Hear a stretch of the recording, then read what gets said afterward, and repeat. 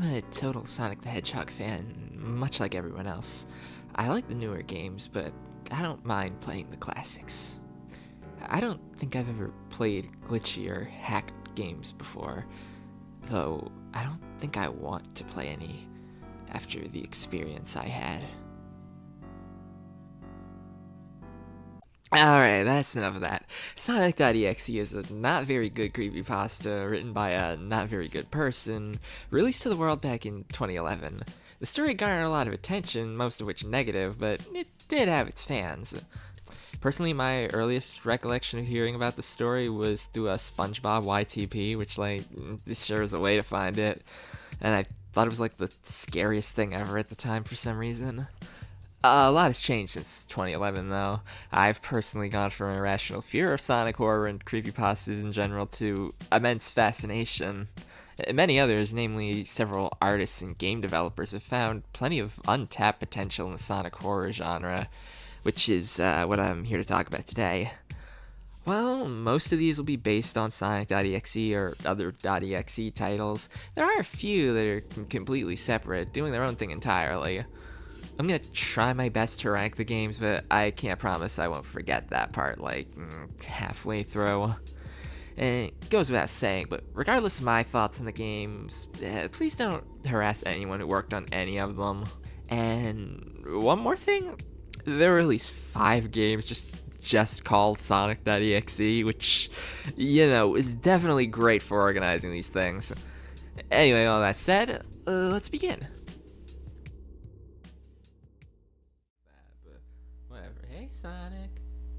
Now that I've got you right where I want you, I'd like to buy all your chocolate.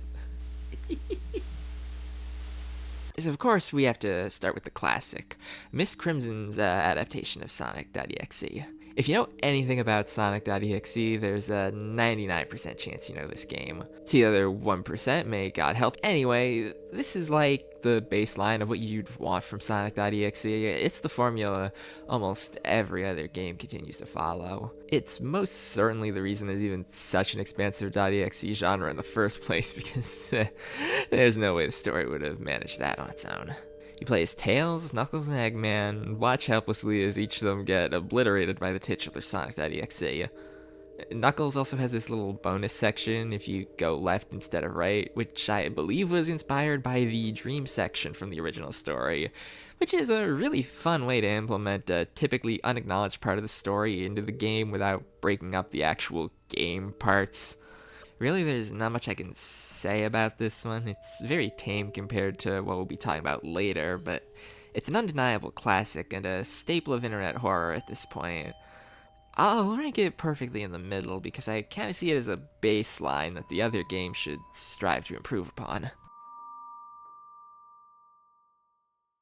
That was rough, man. That was real rough, dude. You look what you did. Look what you did, Sonic. You broke it. You broke that perfectly good hedgehog. That was a normal hedgehog before you did that. Look what you did. You idiot. Sally.exe is an interesting case, I'll say that. While based on a story like the previous game, in this case, the whole concept of story had been ripped from an already existing video with no credit given. This is no fault of Miss Crimson, of course. They didn't know about this at the time. Most people didn't, in fact. And Mist has since stopped updating the game. This isn't about the backstory of the game, though. This is about the game itself. What's that like? Yeah, this is really short. It's basically 2 seconds long. The overall structure is basically the same as last time, just with Amy, Cream, and Sally instead. I will say that I think the title screen changing for each character is a fun change from the Sonic 3 file selected last game. I have to rank this one a little lower than the previous game, mainly due to the length, but it's fine overall. One more thing before we move on from Miss Crimson, they are working on their own original game now, and while it's not out yet, I'm really interested to check it out when it does release. Wow. Sonic, I think your game's broken.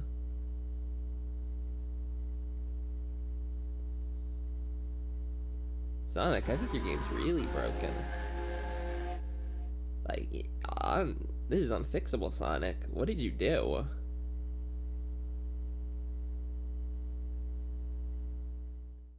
hourz.exe was weird, man. I remember watching Mudahar play this one, and I could have sworn it was way worse than it actually is. The idea of this game is actually pretty neat. You're retreading through the sally.exe locations, but essentially corrupted by the lack of the characters who were meant to be there.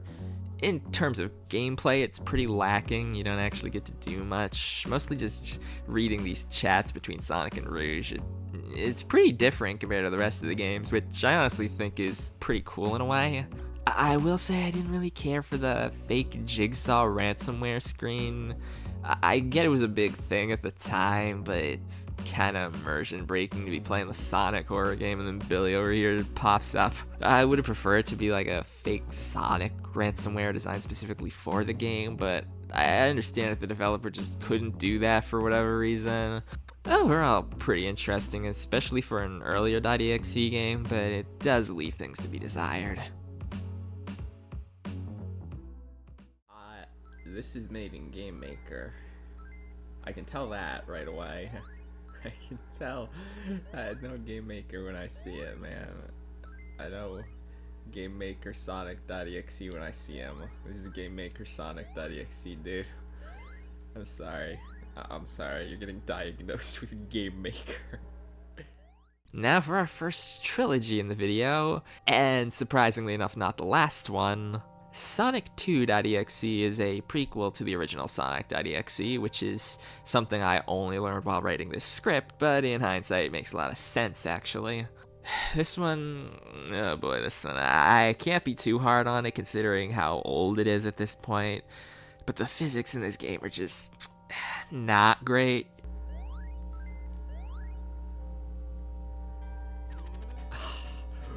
Oh. Oh.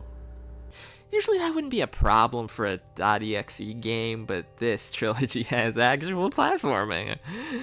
I wouldn't say the physics in the Game Gear Sonic 2, which these games are based on, were that great to begin with, but this is different, man. No, I understand. I get it. No, it's okay. No, I get it. I understand. I get it. Nah. Nah, I'm okay. I'm fine. I like that. I like that. I like the physics. I like the physics. They're good. They work. You stop on a dime, jumps are accelerated weird, you stick to things, I don't know. It feels really weird to play. Much like with Sonic.exe, you start by playing Tails, and after the aforementioned platforming, you're greeted with this. Down here then? Yeah. That's... yeah. That... Happy Matt? What? No! No, you're not doing that. You're not doing that to me. You're not. You're not. Oh, but you are, though. Yep. Anyway, after that, you play Sonic, which is always a welcome treat in a .exe game, honestly. This part is reminiscent of Tails' section in the original Sonic.exe, complete with dead animals. Reversing the roles from the original, you meet Tails at the end, and the game just kinda loses its goddamn mind from here.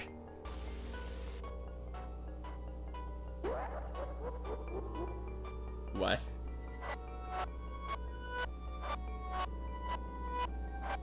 Okay. Wait. Can I like...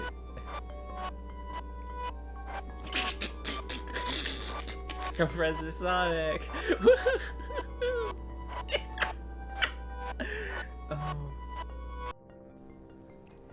And so did I, apparently. Basically, you get sent to the static hell void, my mouth stops moving, Game Maker speaks to you, and the game is over. It's groovy, but where's the picture? Oh. Overall, I like the role reversal between Sonic and Tails here, but actually playing the game's not the best experience.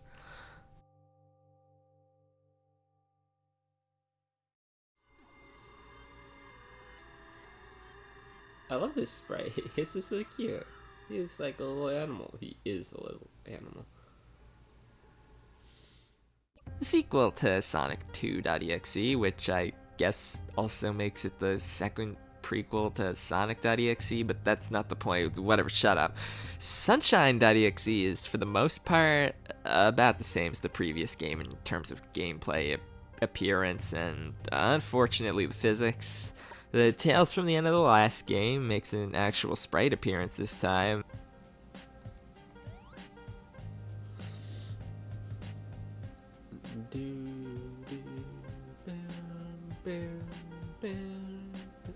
Hi. Yeah? Like, I find it really funny how this is never actually referred to as Tails.exe or anything like that. It's not like the title of any of the games either, despite Tails being used as both the main character and the main threat simultaneously, essentially. This will be more relevant in the next game where his name actually comes up, but for right now, it's more or less just something I find really funny to note, as there isn't really a well-known Tails.exe game to my knowledge, but this trilogy is about as close to that as there is. Anyway, after more fairly basic yet absurdly difficult platforming, we get to this line of dialogue. Cool. What? No. Yeah, that was incredible. We do this scrolling section that I didn't realize was happening at first until it was too late, and then we're basically done. This is definitely the least interesting of the Sonic 2 trilogy, but I can't say it really does anything worse than the other two either.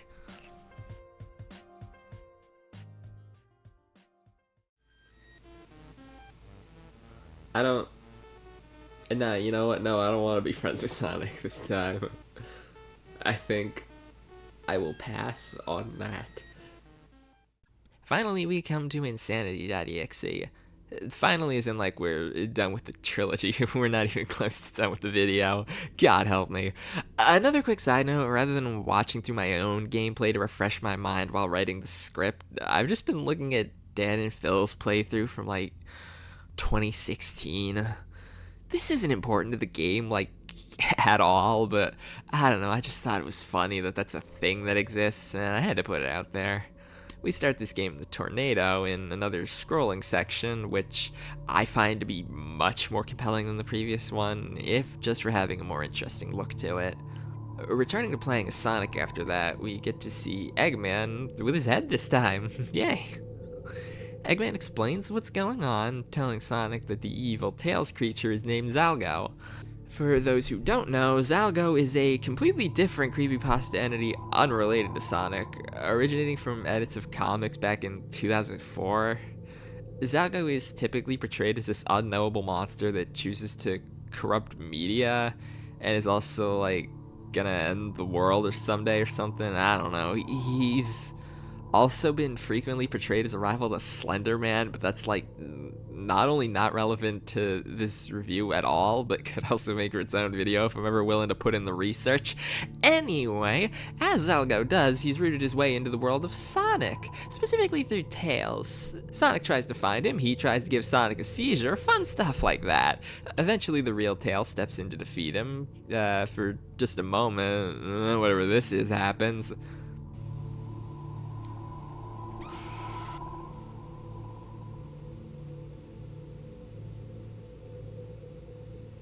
Ah.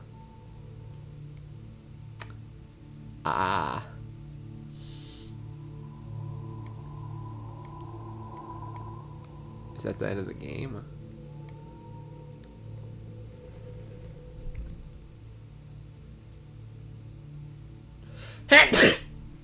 I'm allergic to Sonic. I think that was the end of the game. Looking at Dan and Phil's playthrough, it looks like there was supposed to be one more section that ends with Zalgo being trapped in the Tails doll, but I guess that part was either removed at some point, or I just can't get it to work for some reason, because I just get this instead. Anyway, as a collective, I find this trilogy to be pretty interesting. While personally I prefer sonic.exe to be his own entity, him being Zalgo makes enough sense. It's a completely viable alternative if it's what you prefer. While the physics remain pretty rough the whole way through, I think it's overall worth checking out if you're interested in this kind of stuff like I am. Or just watch Dan and Phil play. I love those guys.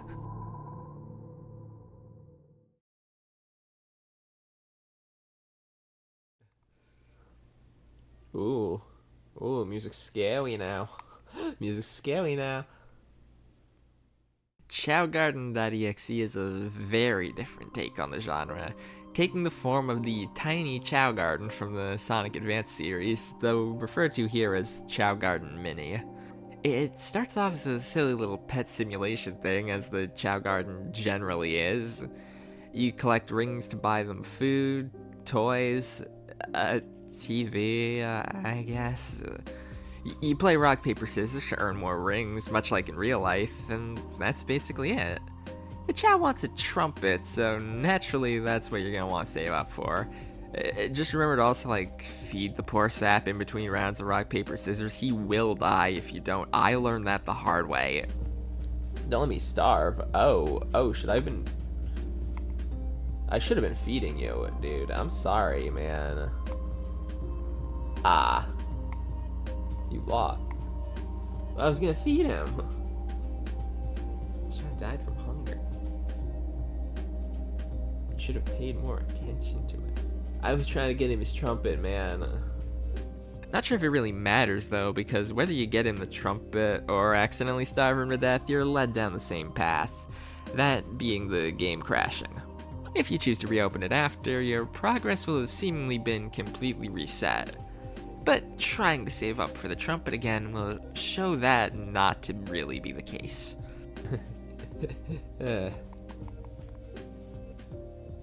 Whee! I would love to play a trumpet. I know, man. We've been over this. Ooh. Hey, dude. Ooh. Dude. Dude.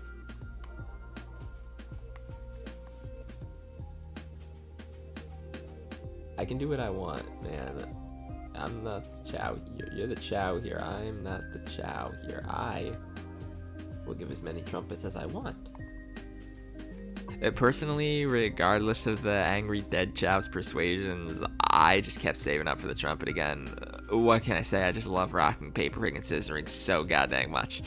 This doesn't go well, unsurprisingly, and the evil Chow enacts his revenge. While not having a whole lot to it, I had a lot of fun with this one and consider it one of the more unique takes on the genre I've seen.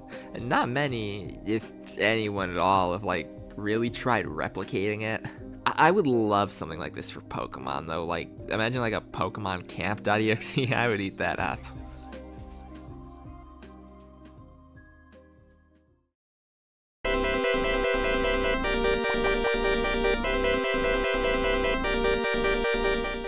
If you've been paying too much attention, you might have noticed a pattern in the games I've chosen to start this video with. Each has its focus set on a different character. Sonic, Sally, Rouge, Tails, and the Chow. But it's just Sonic again, right? Well, it might be a little more complex than that. Sonic Sad Hill, Hell of Green Hill Zones, or just Sonic Sad Hill for short, is the first mod or ROM hack on my list and is a pretty good start, I feel. This game feels wrong, extremely wrong, and that might sound like a dig at it, but I think this works in this game's favor, for reasons I'll explain later. The colors are harsh, the music is off-putting and bugs out a lot, just cutting out or changing randomly sometimes. The difficulty is completely absurd sometimes, but this all serves in favor of what this game represents.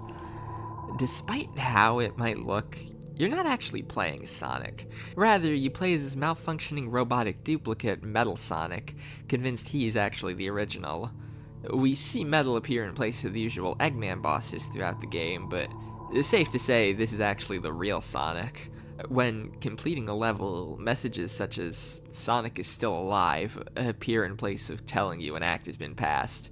This presumably being spoken by a frustrated Eggman, who then praises Metal Sonic for defeating Sonic at the end of the game, proclaiming "Attaboy," as Metal presents Sonic's head. Now, all of this might come across as a bit of a stretch, sure. That is, unless you wait on the title screen instead of actually starting the game.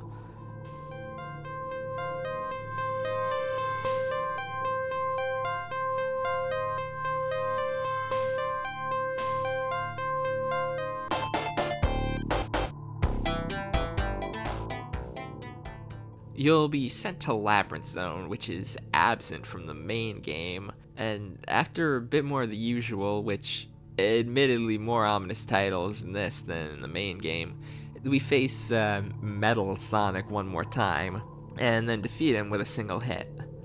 This is where everything finally falls apart.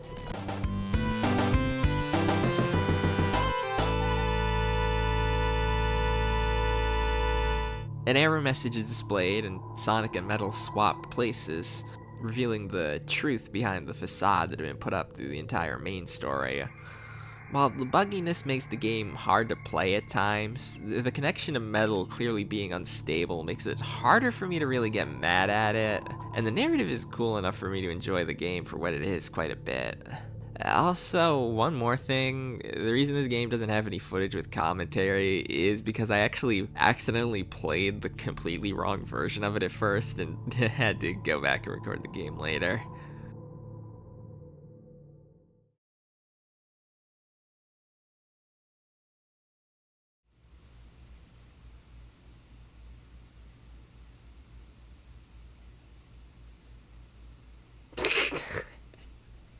Why did I forget they were gonna do that?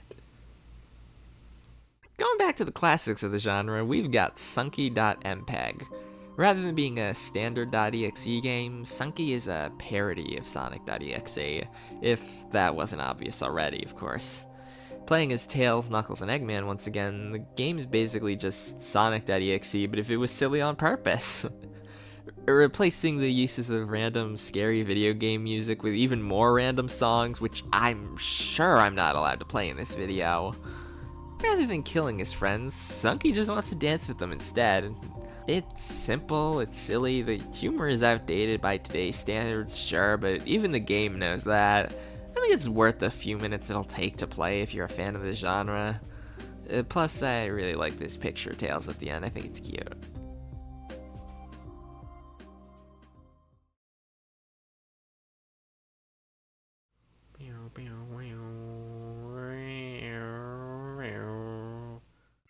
Sunky's not the end of the parodies, though. Sally.exe gets the Sunky treatment as well, with Silly.tiff.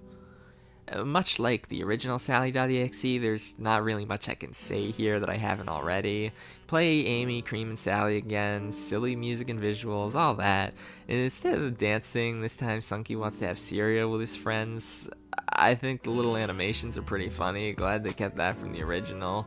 And the credits still get a laugh out of me, but not much else to it. If you like Sunky, you'll probably like Silly too.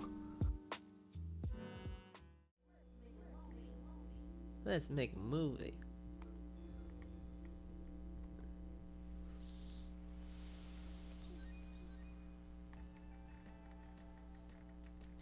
Hello, white boy. Are you... Nope, I'm not gonna do that. How to play.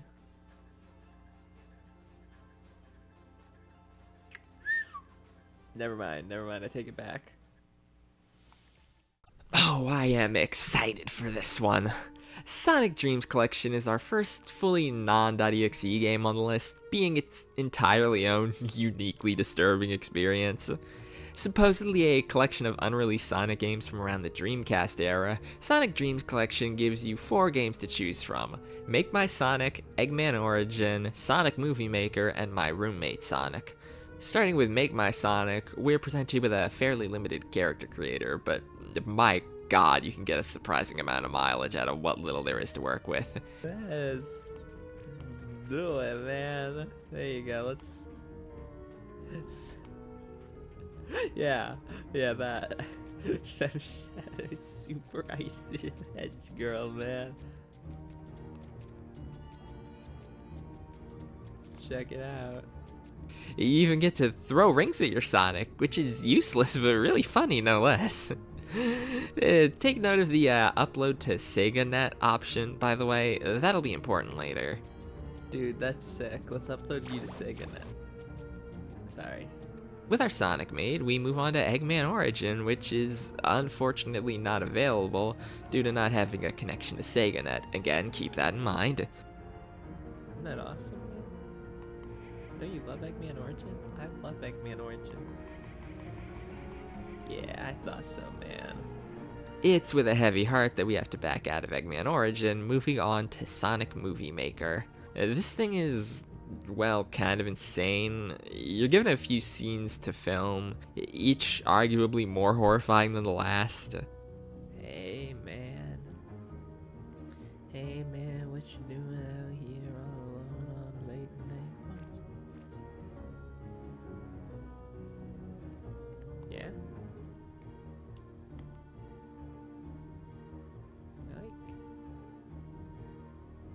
Take this.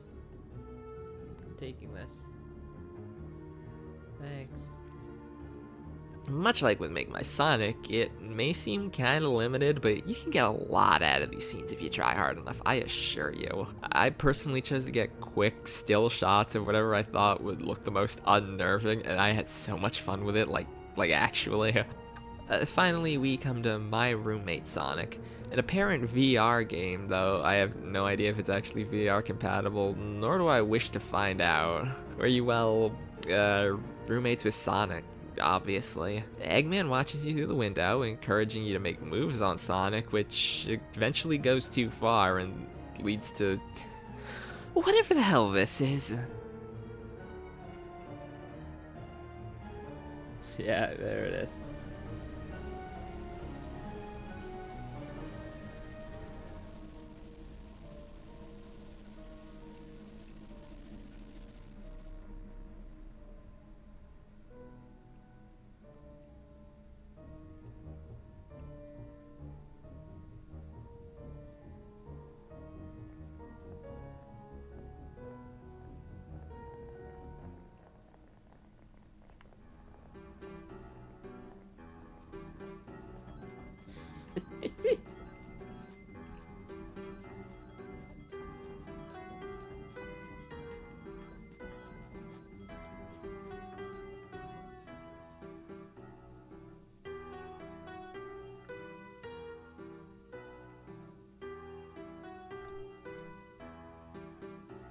Now this might look like the ending of the game, but there's still a few more things to talk about. We get an extra map in the Movie Maker, the apartment from the roommate Sonic, which is appropriately freakish compared to everything else. Next, we have to get into SegaNet. Please tell me you kept that in mind, please. Relying on a few hints and codes throughout the game, we're able to log into a SegaNet launcher in the game files, and you know what that means?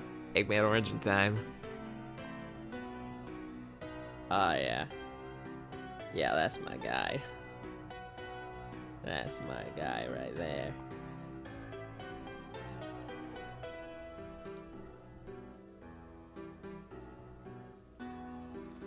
Woohoo! Now we're talking, baby. Appropriate for the last game we get to play, Eggman Origin is a complete fever dream. It's everything I ever wanted from Sonic. I think this is a brave new direction for the franchise, and I think it's the direction it should have taken. Your Sonic is now turned into a leg monster, and you feed a tiny Eggman until he gets big, makes a tower, and eats you. You know, like in real life. Sonic Dreams collection is awesome. I've seen other people's videos of it for years, but There's nothing quite like playing it for yourself, genuinely. I think that's the only way to truly understand exactly how strange this game really is to witness. One more thing about Dreams Collection, though. Once I'd finished recording for it, SegaNet just like reopened on its own. So anyway, after I'd finished recording and put everything away for a minute, SegaNet reopened and started singing "I Hate Sonic Dreams Collection." Best game. So that was fun. Also, apparently the lead developer went on to make Tattletale, which, you know, that's pretty cool.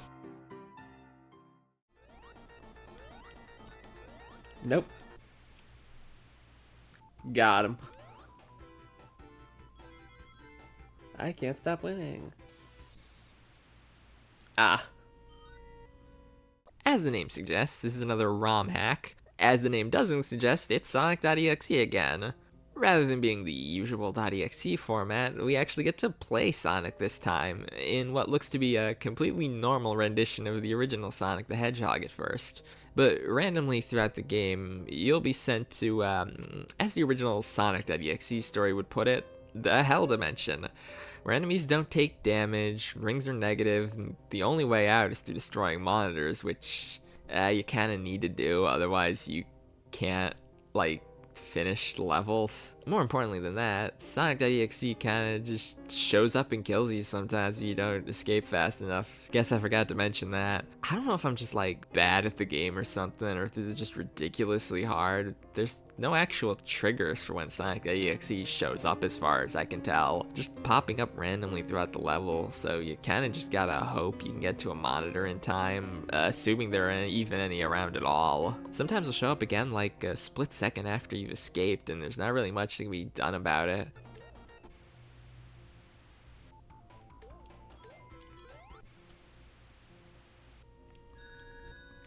Are you kidding?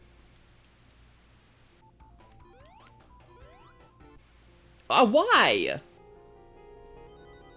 I wasn't really able to get through Green Hill, but thankfully Sonic 1's level select is still fully accessible, so you can still experience other zones like this if you're as incapable as I am. I'm sure for a more skilled player, especially one who like knows where the monitors are, this could make for a pretty cool challenge, but it's kind of a nightmare otherwise.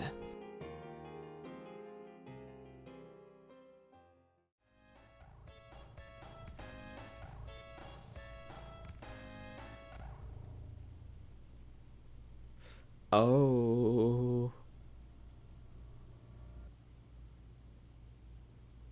Oh. Oh. Okay. No, this is... Ooh, okay then. No, it's... No, I closed the game? Sonic.exe Dark Souls. Oh, man. So, aside from having, like, a really funny title, this game is, single roughest opening. Uh... Oh... Oh, no. Yeah. So we start off with like a backstory to Sonic.exe, where Sonic like has this dream where Tails has no eyes, I guess.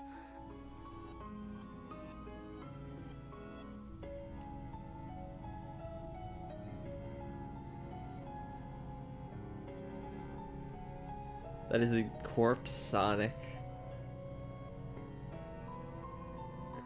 Don't worry about that, though. Tails is fine. I'm sure it meant nothing. We fight Eggman, and then Sonic turns dark because Tails tripped.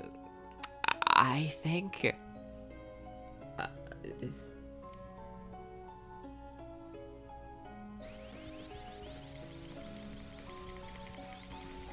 uh,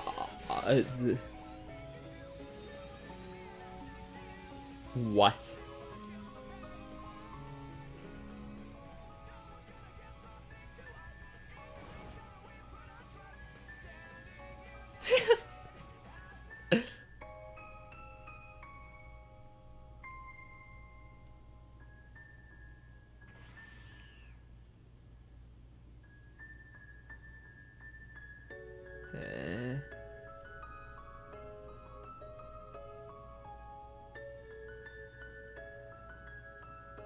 I didn't get to read that.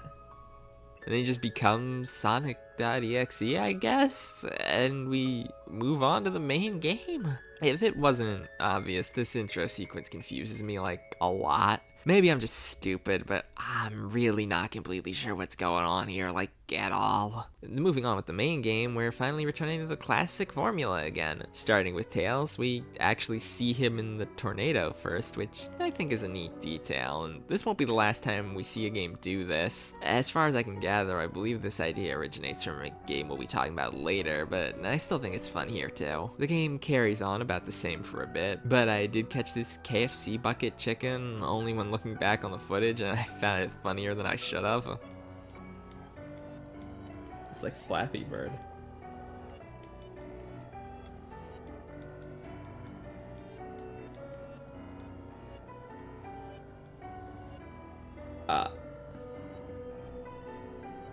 Wrong way, man. The meeting up with Sonic leads to exactly what you'd expect it to at first, but rather than just ending here, we're led into this little segment where you have to avoid lights in order to escape. It gets kind of frustrating at a point.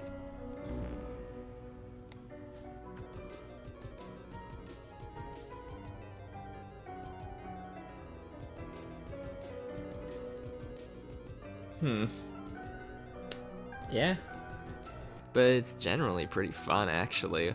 Once you either escape successfully or die trying, we move on to Knuckles. Did I ever tell you about my first kill, Batman? Knuckles' section is a lot less interesting, honestly. You walk for a bit, sonic.exe does his Sans impression.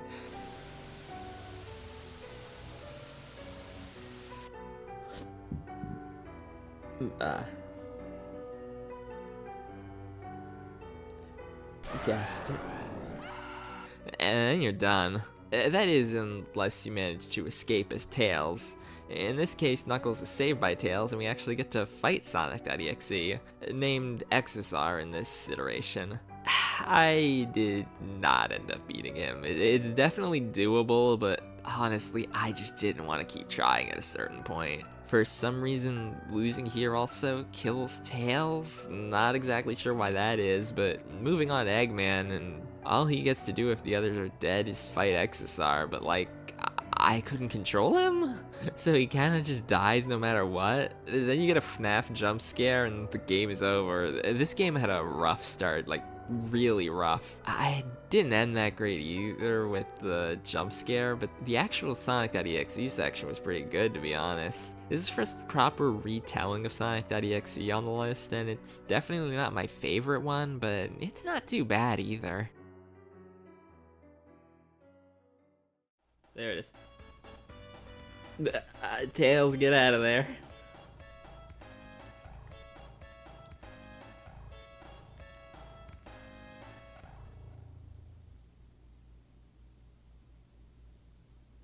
No, you know what? That makes more sense. Dark Souls 2 is somehow even funnier to me in terms of a title for a Sonic.exe game. Thankfully, there's the alternate title of Darkest Soul, but my god. So, Darkest Soul is a reimagining of Sally.exe, which adds a lot more to it to actually make it like longer than 5 seconds. I don't know if the sprites were custom made for the game or if they're custom sprites the creator just used, but I think they're like really cute. I like them a lot. Starting off with Amy, her little gimmick of only being able to run if you do a certain button combo is interesting, but I did forget it a lot, which is a bit of a problem. The differences from the original should already be very apparent as we start in Emerald Hill and actually play through the zone before moving to Hilltop, where we get this. Oh! Oh no, Amy! Oh no! There's still more gameplay before Wow. There's still more gameplay before Sonic shows up. I consider this a very welcome change because, like, actually getting to play a game is fun, I think. Not to mention, it gives Sally.exe some much needed originality. She looks legitimately distressed. Oh no. Girl, I'm sorry. I didn't know. Following Sonic into the special stage, we're sent to another platforming section instead of an actual special stage, which, again, I'm fine with. I'm not really a big fan of the Sonic 1 special stages, and it's actually not too terribly hard to get through this section. I'm just not 100% sure how to survive being dropped to my death after. I'm kind of scared of what's gonna happen. Like, I'm not, like, scared like in the scared of the game sense, but I'm scared in the, like, I don't know if something's gonna kill me sense. Was I not supposed to give him that?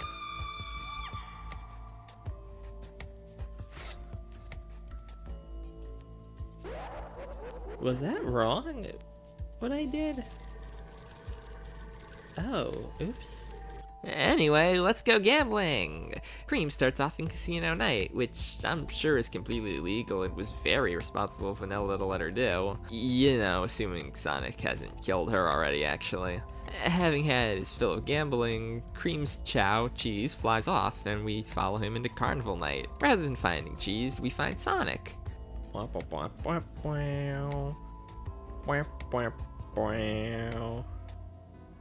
Skip at it, skip at it,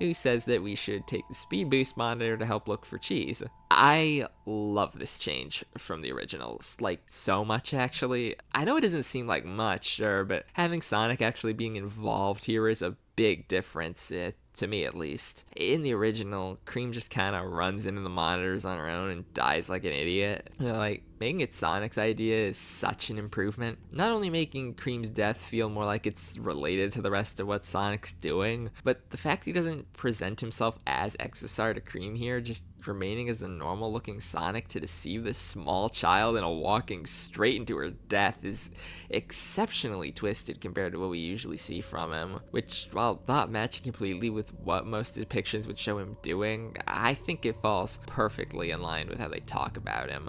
Sonic wasn't even completely dishonest here, if you think about it, actually. I mean, look, there's Cheese. Oh no! If you collect the Chaos Emerald earlier, you can actually survive this section, being stopped moments before dying. Now, as for Sally, her section is completely reworked from the original, being in Scrap Brain rather than, like, the box, I guess. You're put underwater for a bit here, which isn't very fun because it's a Sonic underwater section. That's basically guaranteed pain. I hope I get drowned, because I don't even know where to get more air. Assuming you make it through this section without drowning to death, you'll get to see Metal Sonic, who is still operating without Eggman's command, as he's apparently missing, which we can assume means that he canonically dies leading up to this game, suggesting that the controls breaking is not my fault and is actually how God intended it. A fight breaks out with Metal, which is basically the same as the Knuckles XSR fight, meaning I lost and ended the game with only Cream. At least on my second playthrough. Nobody lived in the first one. This game's actually a pretty big improvement from the first and from the original Sally.exe. Even if there were some parts that I wasn't a big fan of still, I think the good outweighs the bad by a high margin.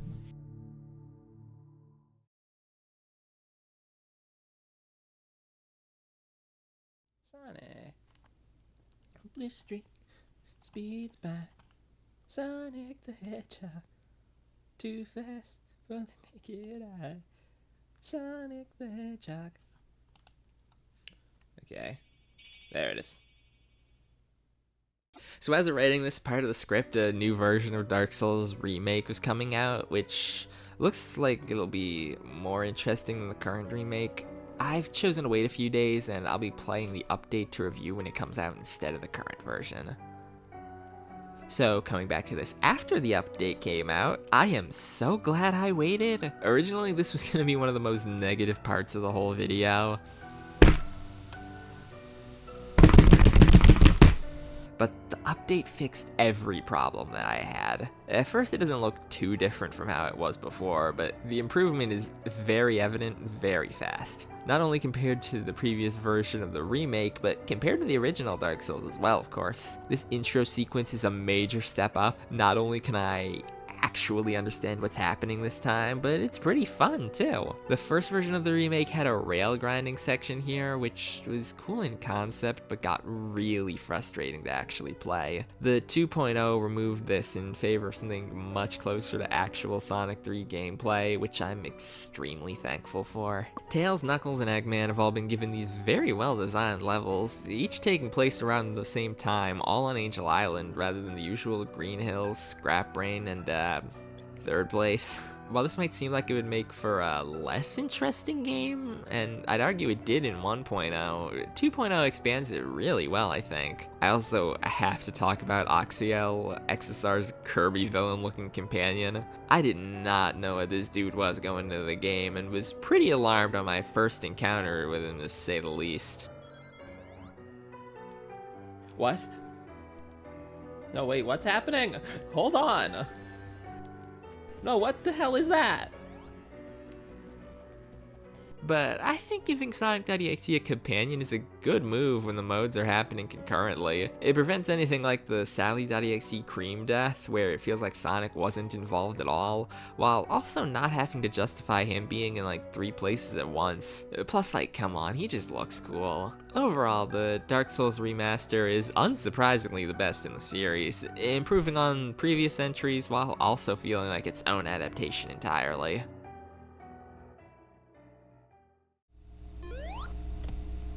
I figured it out. As long as I jump, my sound meter doesn't go up. Nothing will ever scare me ever again. Childhood.cue is a very interesting one, based around the idea of a Sonic PS1 homebrew of all things, with even the game's.exe file being portrayed as a PS1 emulator. Starting with this continuous running section, which is super fun, but I unfortunately forgot to record most of it. No, I wasn't recording! Oh my god, okay. It's whatever, it's fine. This is sick. I'm gonna play it again later anyway. This section unfortunately bugs out, leading to a game crash. Reopening the emulator greets us with a much different game than before. That's red. That's real red, man. It's all red. I don't think I want to touch that, right?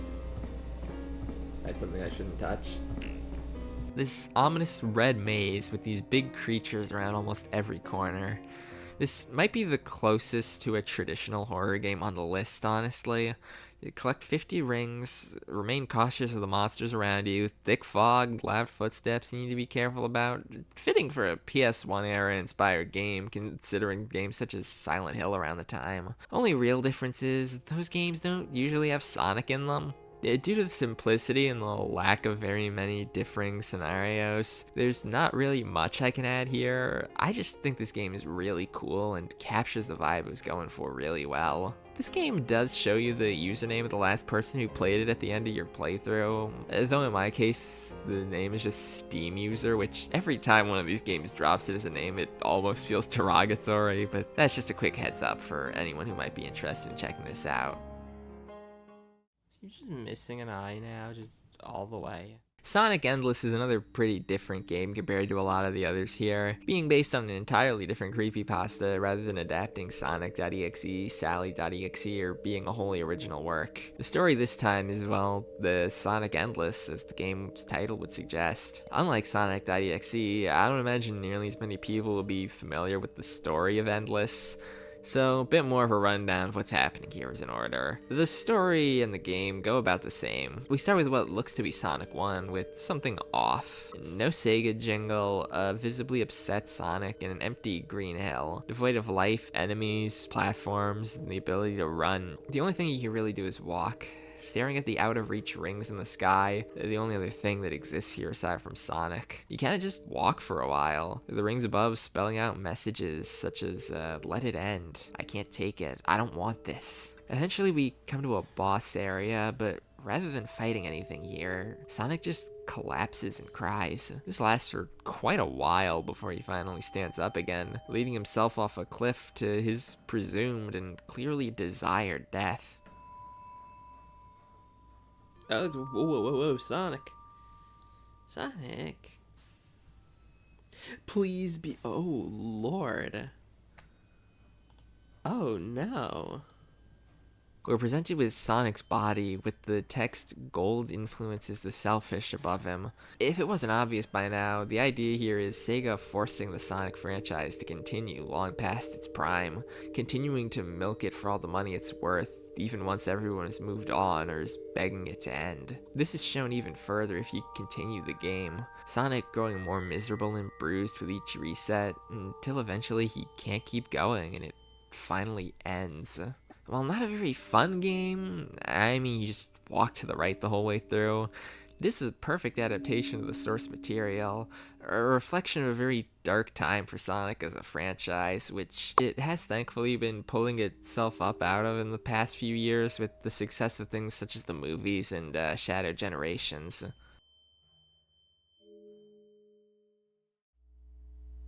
Dude, when is this, when's something gonna happen? Isn't there supposed to be like a staircase? Yeah, there it is. Let's jump down the stairs. Woo-hoo-hoo-hoo. Jump down the stairs. Let's jump down the stairs.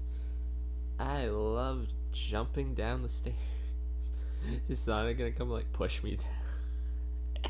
Is Sonic gonna push me down? I'm just gonna roll all the way down. Is that what's gonna happen? Roll. Just... Yeah. No.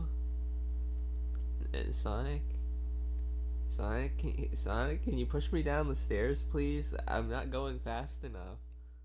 Okay. Sonic 2011, to my knowledge at least, is meant to be viewed as the modern-day definitive depiction of sonic.exe, its development being directed by one of the current co-owners of sonic.exe.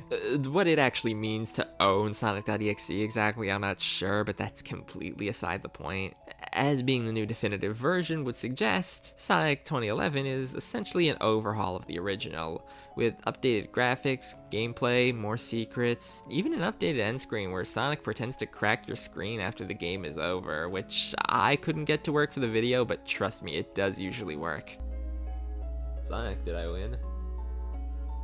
Sonic, did I win? Sonic, did I win? Sonic, did I win?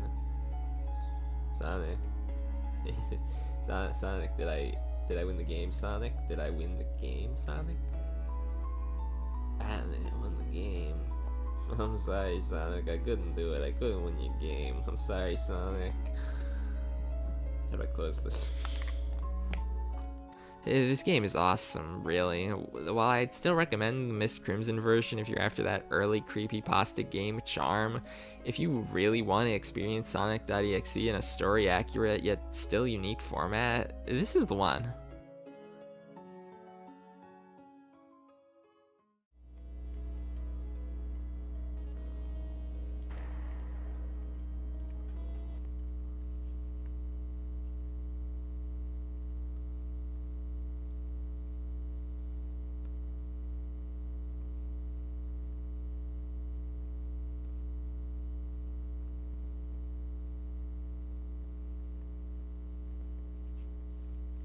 There we go. So I'll say, I was very apprehensive about PC port at first. I had seen its rendition of Sonic.exe, Lord X, around quite a lot before trying the game for myself, and I just wasn't really feeling it at first. But after actually playing the game, I think I get it. PC port is another retake of the original Sonic.exe format, this time depicting a Sonic that's been through this cycle countless times before. This game actually acts as a follow-up to 2011 as I learned doing additional research. While starting off normal by .exe standards, Lord X has clearly had much more time to hone his craft, twisting the world around him much further than he previously did, creating a castle with statues in his own image, for example, as well as tormenting his friends even further before killing them, complete with tearing off Tails' well, his tails. But Lord X isn't all to blame here, supposedly. According to him at least, the player is just as bad, enjoying the torment of the other characters just as much as he is. Otherwise, why would they keep playing? If not just to watch them be torn apart again and again without mercy. Personally, I was just doing this for the video, man. I just like creepypastas, dog, but you, I guess. The game ends after Tails, unfortunately, leaving not much more to be said. I think having it set after 2011 enhances PC port a lot, showing how much further sonic.exe would continue to distort the world after the first round. This won't be our last look at such a concept, but I'll get into that way later. Okay. PC port remake is also unfinished, and unfortunately one of the games I have the least to say about. Because as of right now, there's much less to talk about than the other version I've already mentioned. However, the reason I want to talk about it is to say, for what there is right now, I do think it looks promising. On the Game Jolt page at least, there hasn't been an update in like a year, but hey, game development takes time, man. I'm hoping that with what they're putting in, this version of PC port comes out as something really special in the end. Finally, let's just play a good old-fashioned game of Sonic the Hedgehog.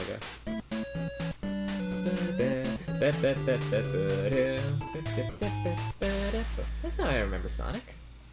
I remember Sonic the Hedgehog. I love Sonic the Hedgehog. Ooh, yeah, this is just how I remember Sonic. I love Sonic the Hedgehog. I love Sonic the Hedgehog. I love Sonic the Hedgehog. I love Sonic the Hedgehog. I love Sonic the Hedgehog. I love Sonic the Hedgehog. Dude, this one is so weird. Sega Sonic Bootleg Collection is exactly as the name would suggest. A collection of bootleg Sonic games. Seeing as it's in this video though, there's obviously much more to it than that. Advertised as being a 401, we quickly learned that there's actually only like 3 games, which, you know, is fine. I didn't want to play 400 games anyway. I think I've played more than enough Sonic for this video as is. Starting from the top, we have Sonic the Hedgehog. About time I get to play the normal game after everything else I've played. Woo, Sonic. Yeah, that was just part of the game. As you can see, this is a very faithful adaptation of the original game. I mean, it's got everything you could want. The music, the graphics, the physics, it's even got the illegal instruction. Yeah. Illegal instruction. I love illegal instructions. Like when I was told, no, I don't want to continue that joke. Okay, so obviously this game is very wonky, but in exactly the way it should be.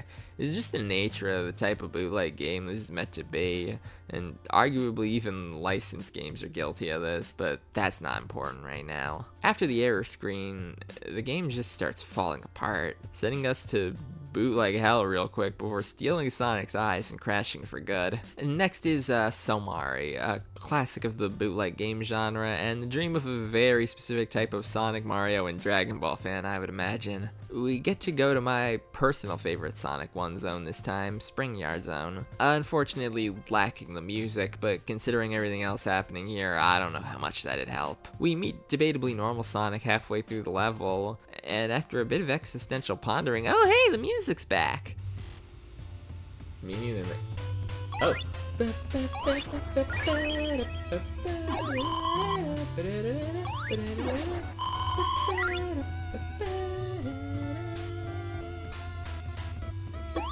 And then we clear the level without any further issue, and everything starts falling apart again. The music is gone again, distorted silhouettes of enemies, Sonic again for a moment, and then we meet this guy.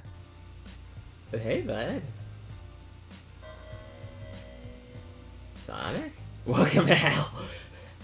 I don't know if he has like a name, like official or otherwise, but I love this guy. I mean, look at him.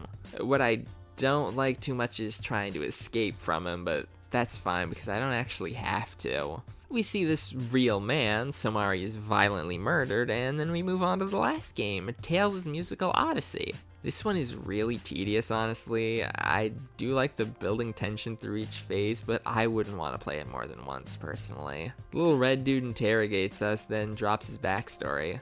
If I'm right, a developer brought his pet fox, or just a fox he was taking care of, to the office to show his coworkers, and for whatever reason, one of them hated it so much that he went to his home and killed the fox, and now the fox haunts these games, I think? I'm not completely certain, but regardless, Bootleg Collection stands out among other Sonic horror games just by the sake of its premise. While the angle is usually about a ROM hack or haunted official game, the idea of these flat-out bootlegs being haunted instead is a pretty fun take on the idea, to me at least. Are his eyes closed? Why are his eyes closed? Sonic, don't you need to like see where you're going, Sonic? This is bad move, Mr. Sonic. They won't approve of this, and by they, I mean me. I don't approve of your actions, Sonic. From one very different take on the genre to another, we've got Green Mountain. Reminiscent of the classic Mario creepypasta, Green Mountain is mysterious, lonely, and atmospheric. In an abandoned, distorted green hill, or green mountain I guess, we play as Sonic. No enemies, nothing to collect, not even walking right this time. Instead, we have to go up. Scaling Green Mountain is a pretty difficult task. The harsh aesthetic of the game makes it hard to tell what's safe to land on, as well as the implementation of fall damage making the whole thing both harder and more off-putting. When you do finally reach the top of the mountain, you're assaulted by this shadowy, faceless Sonic counterpart who isn't especially hard to beat, but is pretty worrying to witness. But once he's defeated, there's really nothing left to do. You can't go anywhere, there's no more mountain to scale. Eventually, Sonic just decays, leaving him in the same state as the one that came before him. Green Mountain, as an isolated experience, is fascinating. I've heard there's like lore or some backstory attached to the game, which I've never really looked into, but I don't think you need to really. Just the game on its own is a really unsettling experience and definite highlight of the genre. I'm thoroughly scared of what I'm allowing to happen to my computer right now, man. Alright, so I'm probably about to get really mean. Get ready. Sonic.exe is hard to put into words, really. First of all, this game is incredibly short, like only 3 minutes to play the whole thing. The physics, while not the worst I've seen, are still painful if you're doing anything other than walking. Oh my. Oh my god. The black and white filter just looks weird, the story is very unclear, and it's just stupidly loud sometimes. There's not much I can really say with how little there is here, but strap yourselves in, there is a longer one. Oh.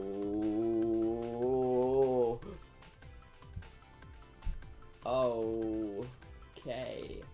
I'll give Sonic 2 this. They did improve the black and white effect. Unfortunately, the praise ends there. I mean, just look at this loading screen. The controls are just as bad as last time. I'm somehow even less sure of what's happening, and the Knuckles section exists.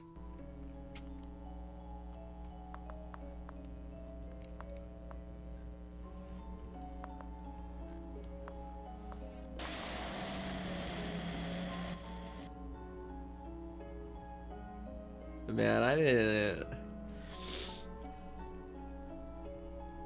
didn't know how good I had it. Supposedly there's a good ending here, but it's so hard to play the game that I couldn't be bothered figuring that part out, and I don't think playing the game any longer would be a good ending for me, quite frankly. I can't take another Red Sonic jump scare, I swear. Thankfully, that's all I can really say about this one too. On to the next game.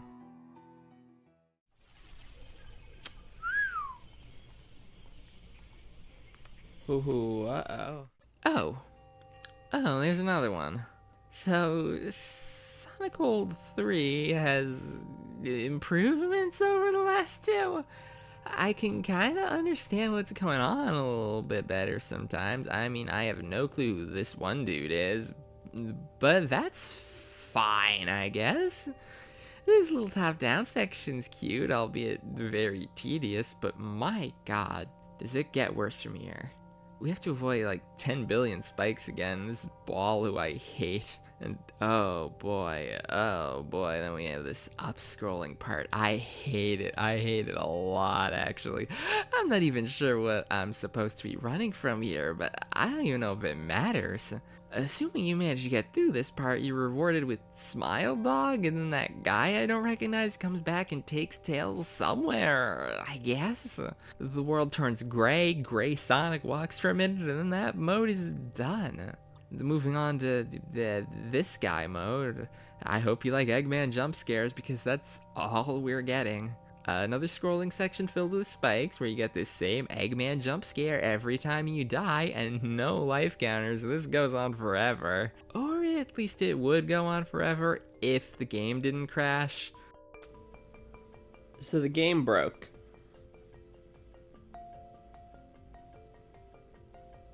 Good.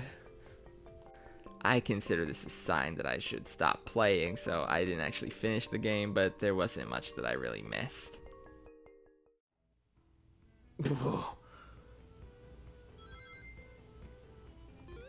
um...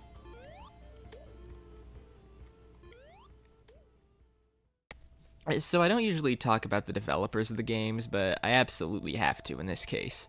El Pendrive Azul, or the Blue Pendrive, was made by Vibing Leaf, most well known for their video reimaginings of old creepypastas, and one of my personal favorite YouTube channels, actually. On top of that, these videos are sometimes also released alongside fully playable games, Pendrive being one of those cases. Based on a story which actually predates sonic.exe, and I believe has been gaining more popularity in recent times, the story and game focus on a USB drive containing an evil, messed up Sonic game, unsurprisingly. Pendrive is a great example of everything just being more off-putting than outright horrific. The life counter is stretched out, the score counter overlaps with itself, the rings don't move, taking a hit or destroying an enemy produces these weird black squares.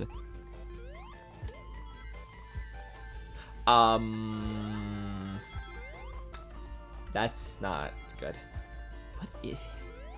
Why is that? Is that part of the game, or is something bad happening to it? It's kind of hard to tell sometimes.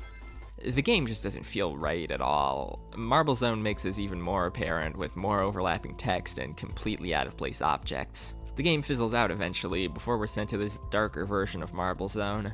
This part is like really hard, for me at least. You can't get any rings, and enemies are basically invisible, only being visible during brief periods of flashing lights. This makes the whole section way harder than it really needs to be, but there's not much game left after this, so it's fine, I guess. We go to hell, probably, I don't know. Sonic has a seizure or something, and hey look, his eyes are bleeding. Keep in mind, pre-Sonic.exe story, this was something special back then, trust me. We get a game over countdown, and once the timer hits 0, we're greeted with some classic Vibing Leaf goodness.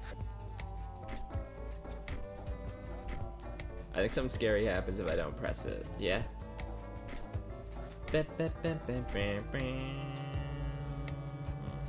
Ooh. You good, bro?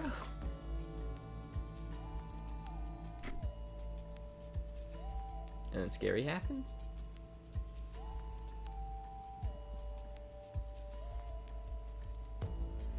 And then scary happens, yeah.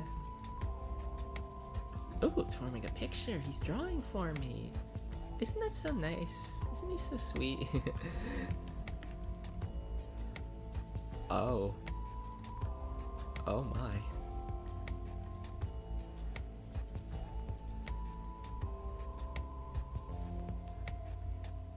Sonic, is that what you think you look like? You need to have more confidence. Even though the last real level drove me a little bit insane, El Pendrive Azul is still really good. Essentially playing a Vibing Leaf video is always a treat, and it being, as far as I know, the first game inspired by the Pendrive story makes it extra special. I like Mario. I think he's cool. He gets in the pipe and he goes, wahoo! Let's go! And Yoshi, he goes, ba-ding! Ah! Yoshi!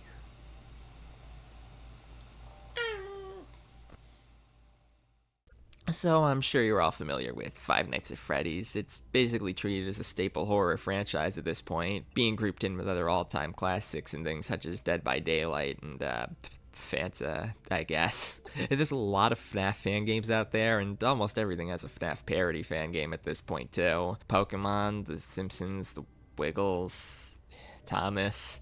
The point is, it's no surprise that Sonic has one of these as well, and hell, the Five Nights at Sonic's games are relatively popular to my knowledge as well. I'll keep the description of each game brief, both for the sake of not bloating the video with Five Nights at Sonic's, and because the games are relatively similar to each of their original FNAF counterparts for the most part.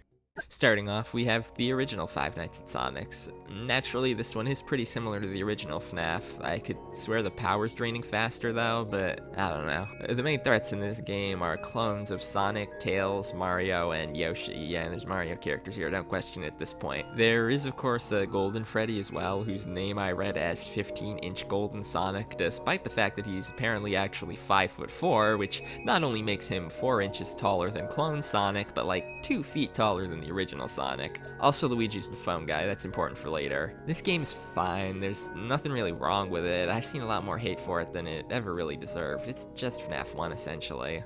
Five Nights at Sonic's 2, unlike the original FNAF 2, is actually a sequel. Thank God, that makes this a lot less complicated already. The clones this time are still toy versions of the last game's lineup. Tails transitioned this time, good for her, but aside from that, there's not much else I can say about them. What I think is way more important here is this game's replacement for the puppet, Luigi. I think having Luigi as an enemy after he dies in the first game is pretty fun, even though this isn't actually Luigi himself and is just made in his image, but whatever, it's still a neat addition, and a good way to make it clear that this is actually a sequel. Aside from that, it's about what you'd expect. It's FNAF 2, but the mechanics are a little bit off, basically. So have you ever thought, like, what if Phantom Freddy showed up every 2 seconds? Yeah, that's what happens in Five Nights at Sonic's 3, basically. This one is actually pretty interesting compared to the last two, adding other threats that can actually kill you, contrasting FNAF 3's usual one guy who actually does anything and his 5 screaming friends. The toy clones are still here after the last game. This time they're the Wizards and serve as an extra threat alongside our Springtrap equivalent, Salvage Sonic, who is the Withered Sonic from the previous game, which means he's also the Sonic from the first game.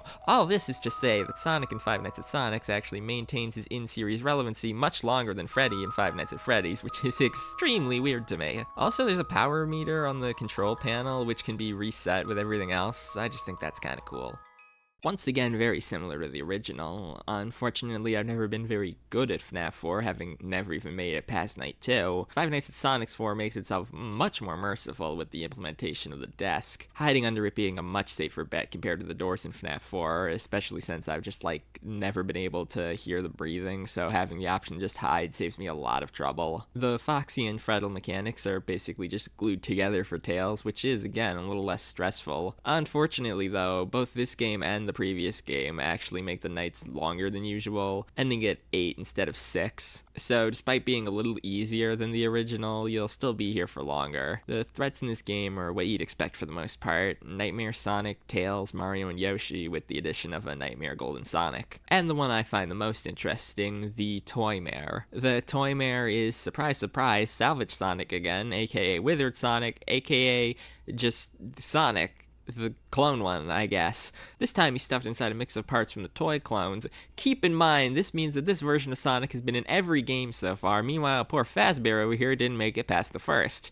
Naturally, like with FNAF 4, there is also a Halloween edition, and while I don't have as much to say about it, I appreciate not only the fact that the Halloween edition exists, even if it is by a different developer than the rest, but also the efforts to polish and improve on the original Five Nights at Sonic's 4's visuals and formula. Five Nights at Sonic's 5 actually isn't based on a pre-existing FNAF game at all, though it does seem to take inspiration from the popular fan game concept of being a night guard for Fredbear's Family Diner. Now that I think about it, I should make a video about FNAF fan games someday, maybe. Anyway, this game is actually pretty easy for the most part, only having one threat for a good while, that being Golden Sonic. The difficulty curve coming from the addition of more vents for the first few nights, only introducing new enemies on Night 5, which, I gotta address the story here now, huh? So this game is actually a prequel, but also involves time travel, with the other enemies being the different Golden Sonic iterations throughout the games, as well as Shadow Sonic, who is also Golden Sonic, I guess. And apparently Golden Sonic brought the other versions of himself back through time to cause a paradox that'd undo the events of the franchise. So, you know, not confusing at all. DC Crisis Event nonsense aside, I actually think Shadow Sonic looks sick. I'm a sucker for the shadow with white glowing features approach in general, so honestly big fan of this guy. From what I can gather, this one is actually meant to be based more on a Mega Man game than FNAF, as suggested by the clearly Mega Man inspired intro. I like the intro a lot, but this game just didn't work for me, unfortunately. I couldn't get anywhere after the main menu, and sadly, that's the end of the Five Nights at Sonic's lightning round as well. I wish I could have ended it on a better note, but hey, the games themselves weren't really that bad. They've got a whole storyline going on. Despite being similar to the games they're based on, they change enough to be their own experience, and the fully original games, or at least the one I got to play, turn out pretty neat too. What?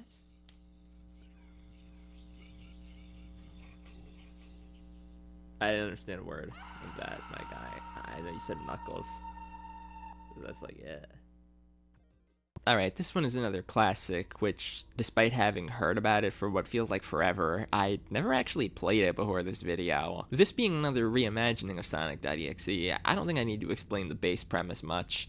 Tails, Knuckles, and Eggman each get murdered by Sonic, unless of course you follow specific steps to avoid this fate. I really like the way the survival sections are done in this game. Starting with Tails, I believe this is actually the game that originated the opening scene, the tornado. The hide and seek title is actually kinda accurate for once, actually actively avoiding sonic.exe, being chased down by him whenever he spots you, with a time limit to escape from his grasp. As a very easily missed cutscene at the start of the section tells you, you have to get him to go into one of these warp rings and then follow him after it turns blue. The Knuckles section has been converted to a chase as opposed to the usual fight scene, which I actually think I prefer, as it somehow feels less one-sided, which I think is aided by both the fact that you can actually escape and the fake out at the start of the chase, which I think is really funny. Eggman is probably the weakest part of the game. You have to dodge these moving spotlights for a bit before turning them off and getting to an elevator, and then in the next section, I think if you touch any of these rings, Sonic kills you?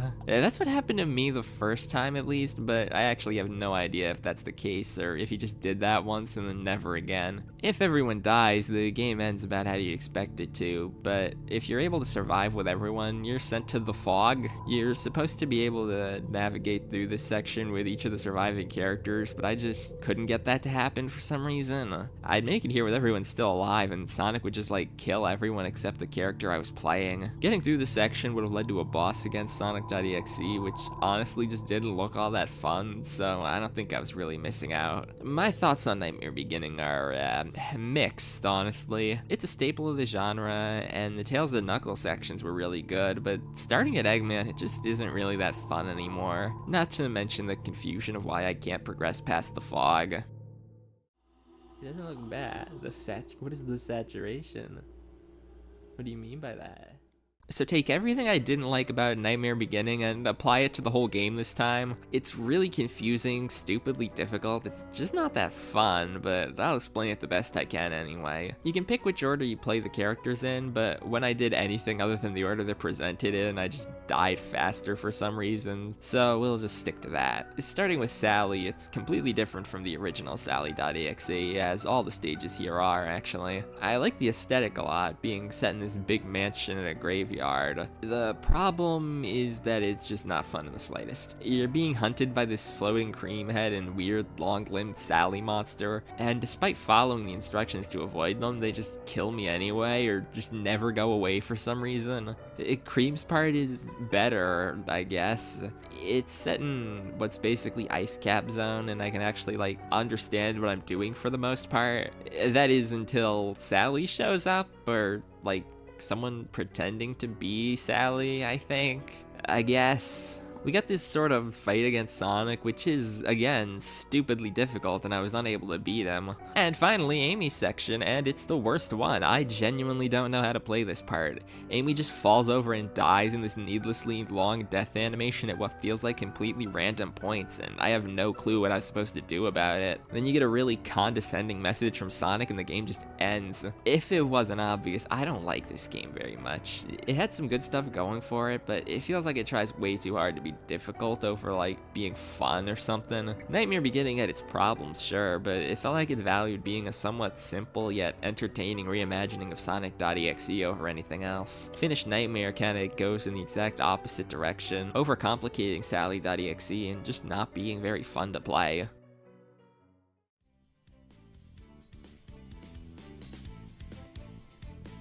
Tails, what are you gonna be stashing in here?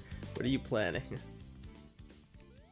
Like with a lot of these games, the Nightmare Beginning remake doesn't actually go past Tales, and considering how long it's been out, it's a 50-50 shot as to whether or not it ever will. But what there is of it is alright, so I want to talk about it, just to finish Nightmare Beginning on a somewhat positive note. We get a much more expansive green hill this time. Even the part where the dead animals show up is still laid out interestingly enough. I actually really like the way Sonic talks when he shows up here. Something about how noticeably unhinged he is just really fun to me. Unfortunately, like with the other games in the Nightmare Beginning franchise, I kinda reach a standstill here eventually. On Angel Island, Sonic has set up a bunch of bombs to take care of the person who killed the animals, which, you know, is him, obviously. But anyway, I just can't get past this part. I don't know if there's even anything past this, but if there is, I just can't get to it. The bombs just always go off before I can get far enough away, and then I get sent to the character select again, where I just can't really do anything. While there's not much to this one, I do think it's a fun change to the original Nightmare Beginning. I would hope that if there is ever an update, it keeps the hide and seek from the original, with its own tweaks of course, but what there is here isn't bad. There's no enemies. I don't know why I didn't pick up on that one sooner. Like, there's just nothing. There's not a single enemy in sight.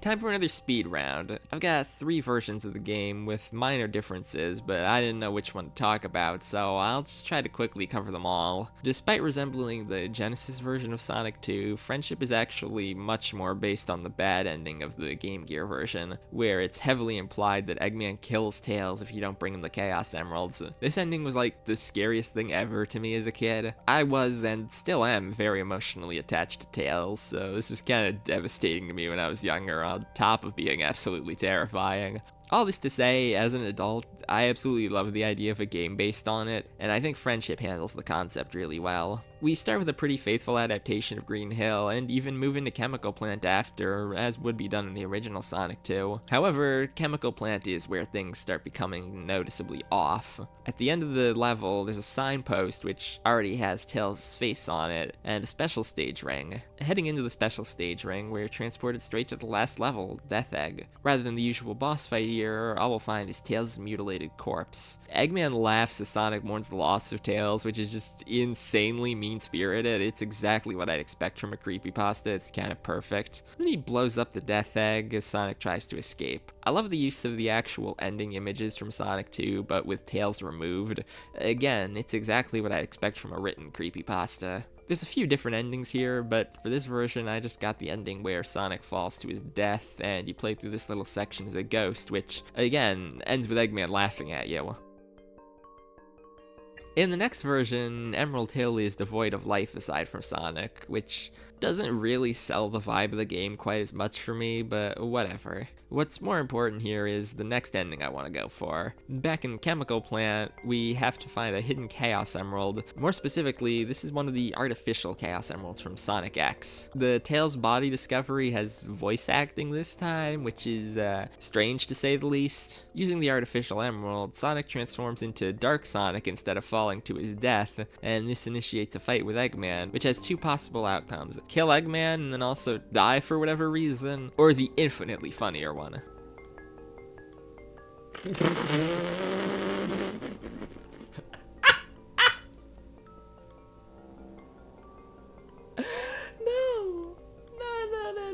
No, you can't do that to me. You can't placeholder.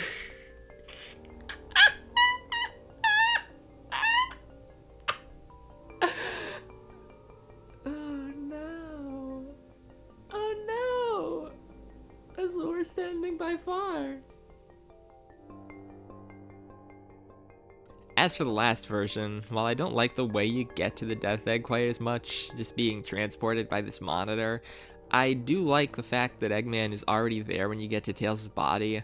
It feels a lot more like he was waiting for Sonic to show up this time, wanting to make sure that he sees what happened to Tails first before taking Sonic out as well. I just ended up getting the ghost ending again, which also has the better Eggman scene, I think. It's a little weird in the other version how he lands in front of Ghost Sonic to laugh at him. Like, does that mean he can see him? But here he'd already landed and was probably just celebrating his victory when Sonic spotted him. Each version of Friendship has its own, like, good things going for it, so it's kind of hard to really say which one I'd prefer. If you want to pick one, I'd go for the first one that I played here, but to each their own, really.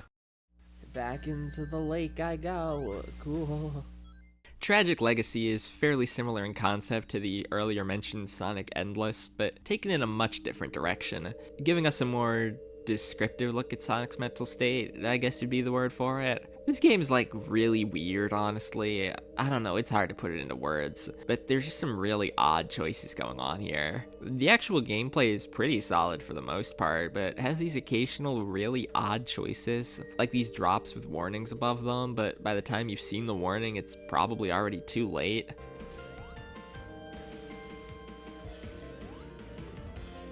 What am I supposed to do? The story is a similar case. It's generally interesting enough, focusing on Sonic's crumbling mental state due to the condition of his franchise and his legacy.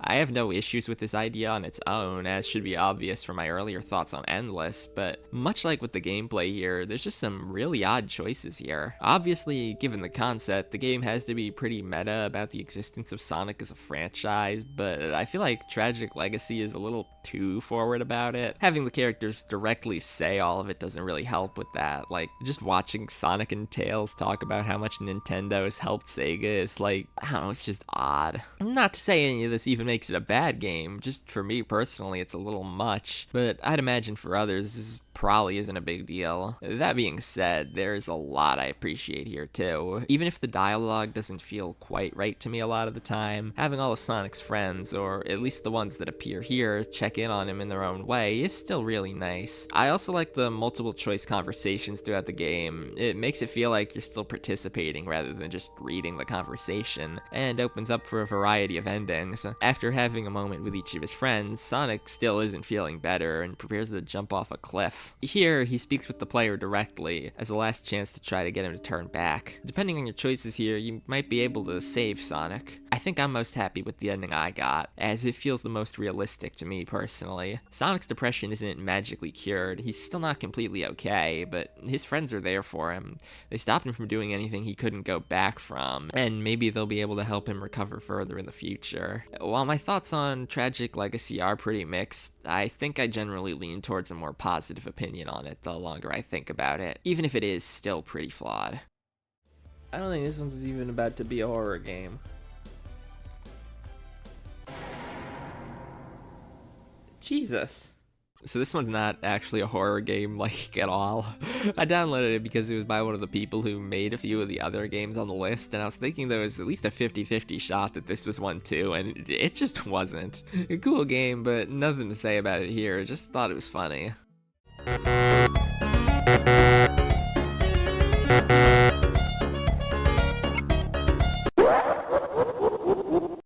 Another sonic.exe fan game is exactly what it says. It's another version of sonic.exe. It handles the format very differently though, feeling more like a few short mini games than it does a straightforward platformer. For Tails, you have to collect 50 rings before the timer runs out. For Knuckles, the Chaos Emeralds, and for Eggman, parts of Metal Sonic. There's very, very little to this game, but I kinda love the vibe of it. Most adaptations of sonic.exe tend to try to turn it into a bigger, more intertwined story, but this one is kind of the opposite, and I think that's actually a really fun way to handle it, especially in how it makes it stand out among the others in the genre. Ah, there it is. Yeah, there we go. Now we're talking. The first and only game based on Sonic CD in this video, VHS Tapes, is actually based on an analog horror series, which, actually, before I give my opinions on this one, I should probably watch the series.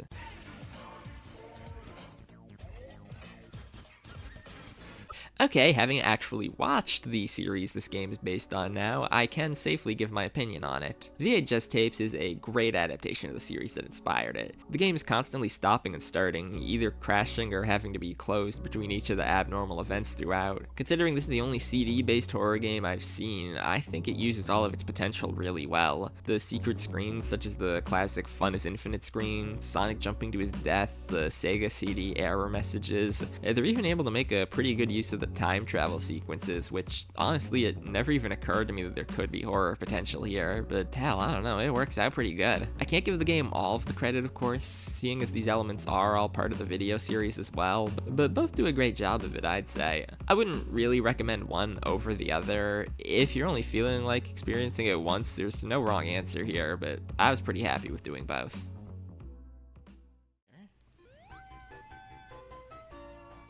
Oh, that's a dead guy.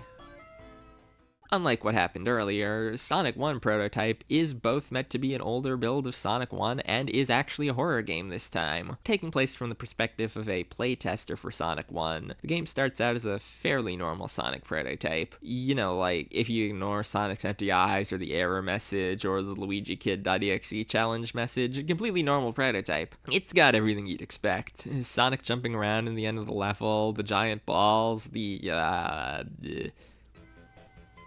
Here we go. This is where Eggman is supposed to show up. Ooh, illegal instruction. Again? Dude, you need to fix your game, man.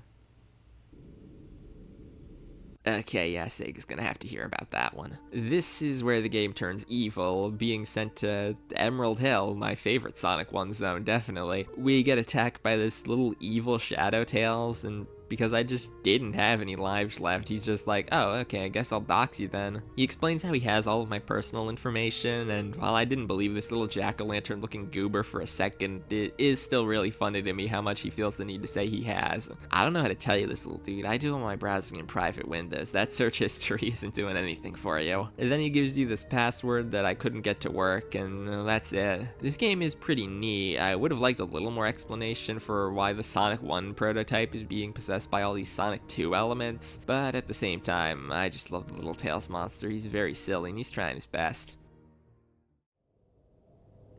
Huh. It's gonna come down and squish me, right? Any second now. Do it. Okay. So, going into this game, I actually had no idea what it was. I had no memory of its contents, and it was one of many just called sonic.exe, so I couldn't begin to pin down what game it was that I was actually playing. Right off the bat, we're sent to this neat little game select screen. 3 of the games are locked at first, so we'll naturally have to begin with the only one that isn't. This game is actually an adaptation of the video that Sally.exe was based on, but actually using Sonic this time, much like the original video. I haven't really seen any other attempts at doing this, so this is honestly super refreshing. The main difference I feel should be brought up is the removal of the Ultimate Chimera from Mother 3, which, like, yeah, good idea to take that out. After that, we're prompted to load pre-existing data for Blue Pen Drive, which I assure you is very different from the earlier Blue Pen Drive game, and is also just not very long. This section is like kinda insane though. The music and visuals are bugged the hell out, intentionally I should mention, and once you reach the end, Sonic tears himself apart, and we're welcome to something. This is where it all finally goes to hell, as we're prompted to load sonic.exe. Yeah, that's right, we're here again. I love the look of Tails' sections here. Not only is the new Tails sprite adorable, and I'm always a sucker for Tails with blue shoes, but the look of the new sprites with the color of the dead green hill zone is just like really pleasing to look at. Weird to say when referring to a .exe game, sure, but I don't know, I like it a lot. You actually walk past Sonic at the end rather than interacting with him, which prompts him to lunge at Tails like a wild animal, which was a genuinely startling change to see the first time. Tails' section ends here, and we move over to Knuckles, this time in Sky Sanctuary, which is pretty cool. We get a proper boss against Sonic here, which is probably my least favorite part of the game. It's really hard to make a fun boss fight against Sonic, I think, especially in a classic style game, but I still wouldn't say it was that bad either. Unfortunately, beating Sonic here does not actually do you much good, as in one of the bleakest displays I've seen from one of these games so far, he tears off Knuckles' legs, leaving him to drop to Ice Cap, where he crawls hopelessly until eventually freezing to death. And then finally, we have Eggman in Metropolis Zone. While his section is nothing too special, I love how Sonic kinda toys with him at the end here, not even letting us see Eggman's fate. There's still one more game in this collection, simply titled Kyle. For this last section, we play as Metal Sonic, who very briefly appeared at the end of Eggman's section as well, but was quickly discarded. I got very lost here for a while, spending more time trying to figure this out than like the entire rest of the game takes to play. Once you reach the end though, it's time for another Sonic fight. Same problem as before, just didn't have that much fun with this fight. I think this part implies sonic.exe is like wearing contact lenses or something to look like normal Sonic, which is really funny to me. And after one last chase, sonic.exe attempts to destroy your computer and the game comes to an end. This is like one of my favorites on the list, honestly. The look and feel of this game are just really good, not to mention the inclusion of the other games leading up to sonic.exe. It's just really cool, honestly.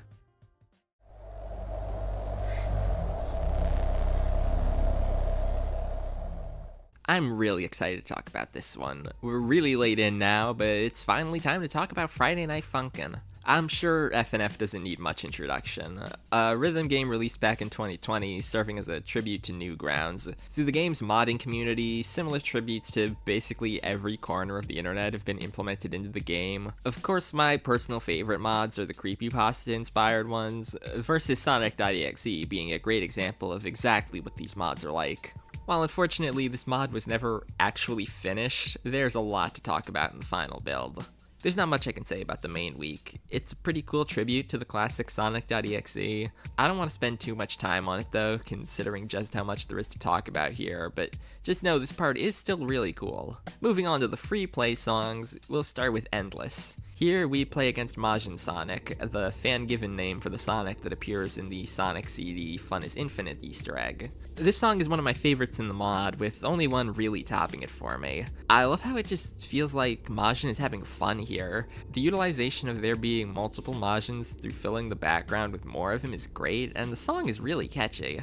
Next is Cycles, featuring Lord X from the PC port. It's cool, but one of the less interesting songs to me. I love how absolutely huge Lord X is though, it makes him look more threatening despite a generally sillier appearance. Next is Sunshine, featuring the Tails doll from Sonic R. Tails doll technically gets 2 songs, more on what I mean by that later, and I can't complain at all, I love the Tails doll. I love how this song looks, and not only the fact that it uses 3D models to capture the look of Sonic R, but the fact it's very specifically inspired by this image of the Tails doll. It's an iconic image in Sonic creepypasta, and I'm glad they included it. Not to mention the part where the gem on the doll's head lights up with the different note colors, it's beautiful. Next is Soulless, Tails doll's second song. This one just makes me really sad. I love the song, I love the look of it, being based on another iconic Tails doll image, but that's exactly the problem here. The song isn't finished, only lasting like 30 seconds. This would have easily been one of my favorites had it been finished, not just in this mod, but probably FNF mods in general.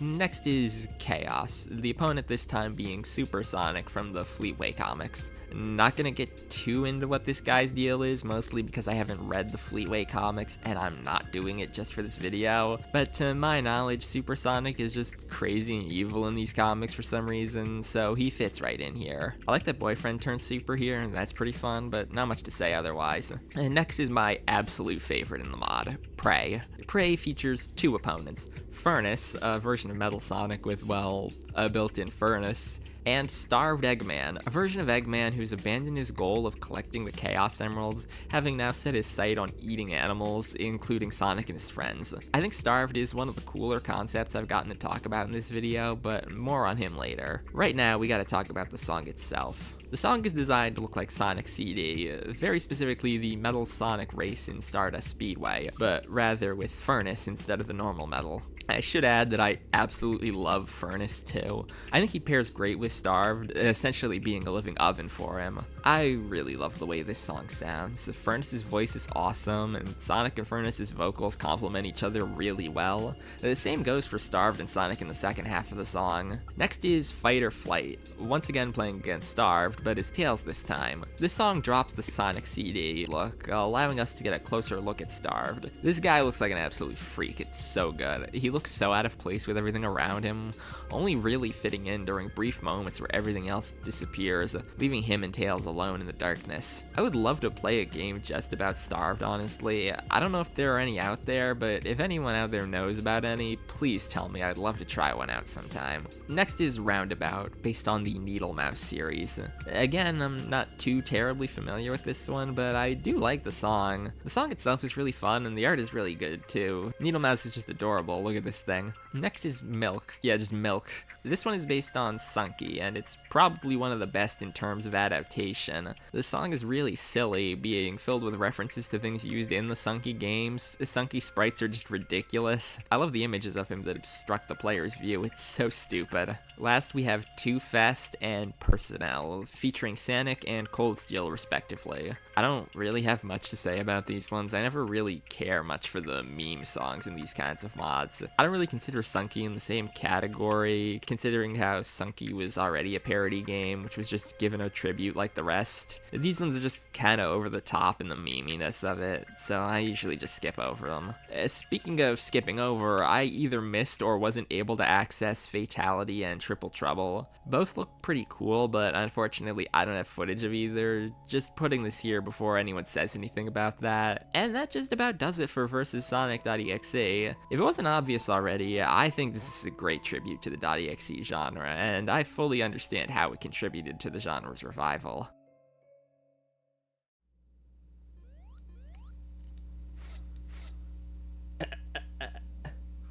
My bad. Spirits of Hell is another take on the original Sonic.exe, as well as another classic in the genre. And while at this point that probably sounds pretty tiring, seeing as we've been through quite a few of these, I can assure you this one is still a lot to take in, so get ready. Starting off as Sonic this time, we're given a little bit of backstory for what's happening before the main game begins. Something I think is pretty interesting relating to this, as well as any other games that try to tackle an origin for Sonic.exe, is just how different they all tend to handle it. No two depictions are exactly the same, and I just think that's worth noting. The hill section is pretty basic for the most part, but I do like the fake out when you reach Sonic, as he's just acting totally normal. You're given two choices here, follow Sonic or just leave. I don't really know how much this matters, as either way it seems like you just end up in the hide and seek section, as long as you remember to pick up this green ring on the way to Sonic at least. Otherwise he kills you right away. But I don't know how much that really matters ultimately. Hide and seek is probably the truest to its name it's ever been here, giving you multiple spots to hide from Sonic as he walks around searching for you, basically guaranteeing your death if he catches you. I should clarify now, this game was really hard. Not just this part, I mean in general. Thankfully, there's a level select code, which makes things way easier, especially for video making purposes, but otherwise it's a bit ridiculous. Knuckles' sections very heavily utilize his climbing and gliding abilities, which is nice, seeing as most games rely mainly on a punching ability that he just didn't actually have in Sonic 3. He does it in cutscenes and such, sure, but you never actually get to play him doing it. You kind of just break things by walking through them instead. Anyway, here you have to open these doorways by picking up rings and going on a crazy drug trip, designed after the hidden section in the original game. During these moments, you're vulnerable to Sonic.exe attacking, but he disappears when the effects of the rings wear off. And finally, we have Eggman. I don't like the Eggman parts very much. I might just be stupid, but his backpack is really confusing and irritating to control. I just couldn't really figure it out, I think. You have to try to escape under a time limit, which I definitely was not doing with how bad my understanding of the jetpack is. If everyone dies, Sonic.exe actually encourages you to try again, wanting to have more fun next time. I actually like this a lot.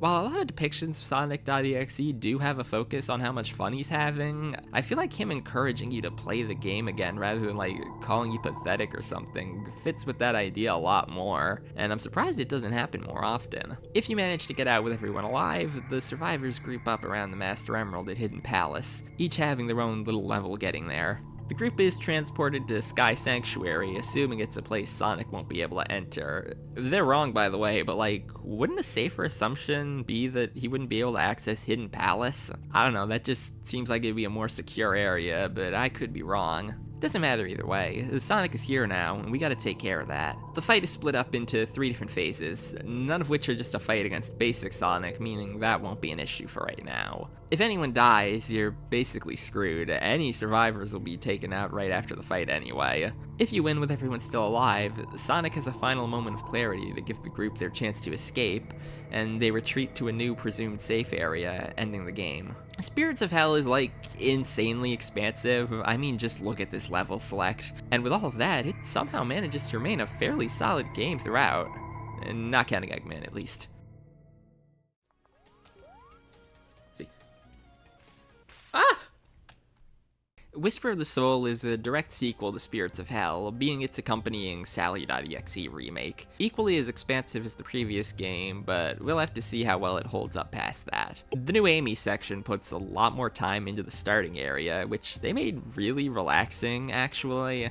For now at least. Even once we meet up with Sonic, it doesn't go bad right away, as we get to have a little chat with him while we walk, being given multiple choices on what to say. He'll eventually lead us to this ring, where, depending on what responses were picked earlier, we can either follow him or try to leave. Trying to leave just, like, gets you killed, so maybe don't do that, I don't know. If you follow Sonic instead, you're sent to probably the best special stage adaptation I've talked about in this video, being this fun little section where you float around trying to avoid the goal balls.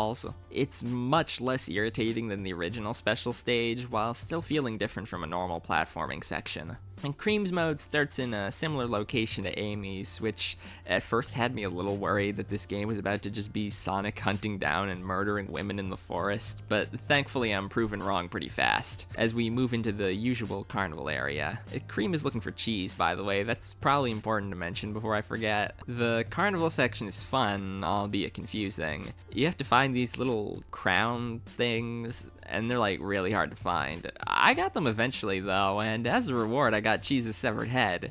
Yeah, that's not good actually, is it? If you don't get the crowns here, you meet up with Sonic, who tricks Cream into the speed boost monitors, and exactly what you'd expect happens from here. If you do have the crowns, and therefore end up finding Cheese's head, Cream will actually go home instead, but if you thought that meant she was safe, then like, I don't know what video you've been watching, dude, of course she's not safe.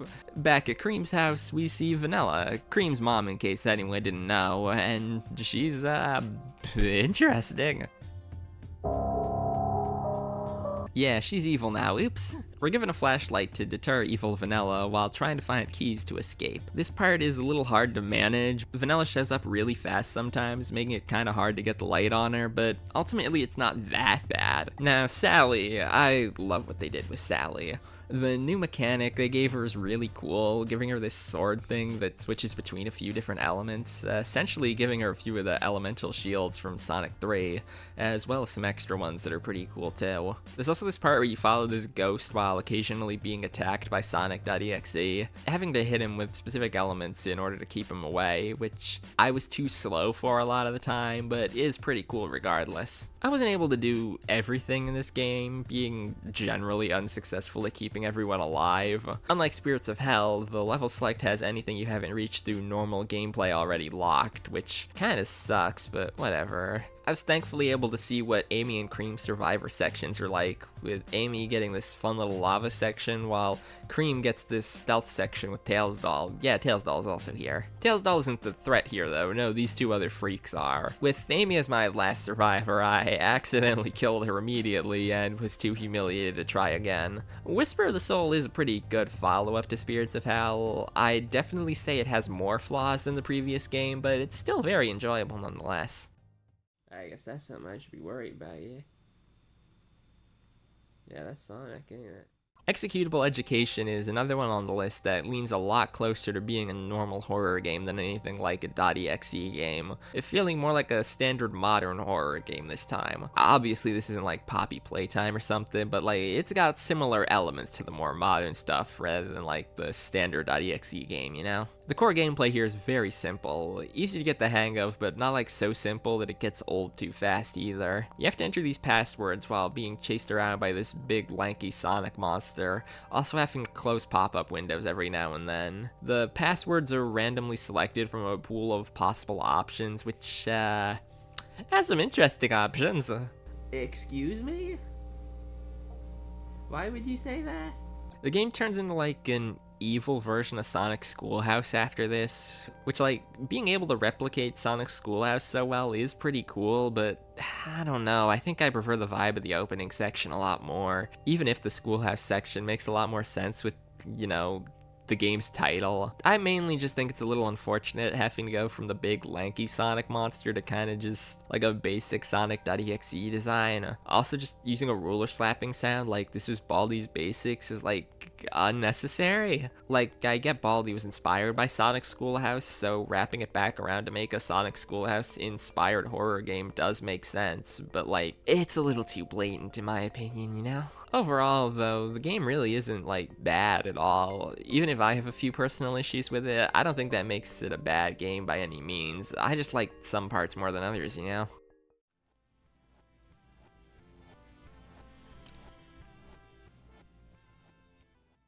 Alright, we're down to the last 5 games.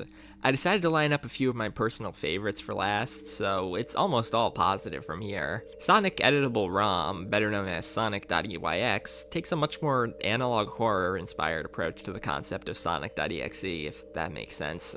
This game goes off the rails right away pretty much, hell breaking loose on the title screen, much more severely than Sonic.exe's usual title screen corruptions, complete with a blatant warning to turn back. And naturally, we start with Tails again, in a pretty standard depiction of Green Hell, with the exception of these additional foreground elements, which are like, kinda distracting at first, but it's easy enough to get over it after a moment. We meet with Sonic at the end, and he runs back to the start of the level where we have to follow him again, but now it becomes even more apparent that something's wrong here. You know, as if the title screen wasn't enough of a giveaway for that. There's this little jump scare here that always catches me off guard, honestly, and then we get to meet up with Sonic again, and he's looking great. This is probably one of my favorite designs for a version of Sonic.exe. He's just an absolute freak and I love it. There's not really a traditional Knuckles section in this game, rather Knuckles shows up in this black void to confront you about letting his friends get murdered over and over again, which like, yeah, I guess I have done that like 40 times at this point, my bad man. And then he tries to dox you, which is like, uncalled for, but you know what, I guess I get it. The game crashes, and reopening it prompts Sonic to change things up a bit, changing the entire sprite style. We then get shown a character who is both not in the sprite lineup, and also hasn't been in a single game so far at all, that being Ray the Flying Squirrel. He runs aimlessly for a bit before Sonic gets him, and hey, speaking of Sonic, look, he's normal now. I really like this part. It's really pretty, the foreground stuff blends in really well with this new art style, and the overall vibe here plays really well into the somber horror of this shot of Sonic drowning. After this, the game tries to continue on normally for a moment, but it's not long before it starts slipping again, and also tries to dox you again. Like, come on man, I can kinda get it the first time. You were mad, I understand, but twice? That's just uncalled for. The once really pretty environment is now bleak and dead, but only for a moment before Sonic confronts the player, then returning to the normal world again. But as should be obvious by now, this piece is only momentary before, oh hey, Eggman! Oh hey, Metal Sonic! Oh hey, yeah.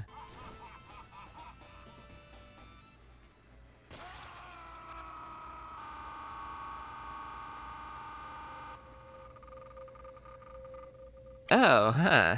Yeah, that's not good. That's not good for him.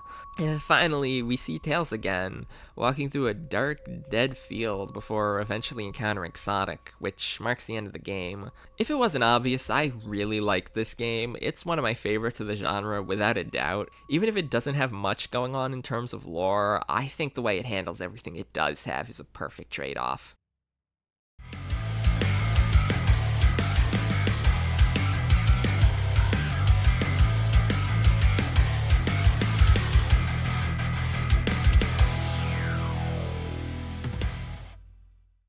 Hey, look, it's FNF time again. This time we have the rodent rap? Okay, I guess I accidentally got 2 non-horror games. So the aesthetic here is really good. I think it does a pretty good job capturing the early 2000s Sonic vibes. There's not very much here though, just 1 week consisting of 2 songs, but I'll make the most of it I can. Again, the look here is great. The Sonic sprites are really nice, and the songs are pretty good too. Not much to say about the tutorial song, but the second song is great. The Sonic voice is perfect, the slower pace and use of actual lyrics are both pretty rare for an FNF mod, and I appreciate them a lot, especially in this particular case. I honestly just listen to this song on its own sometimes. It's really nice. And then, Wow, I gotta say, you kept pace really well there, bud. I knew you had it in you. Just got one question. Do you want to play with me?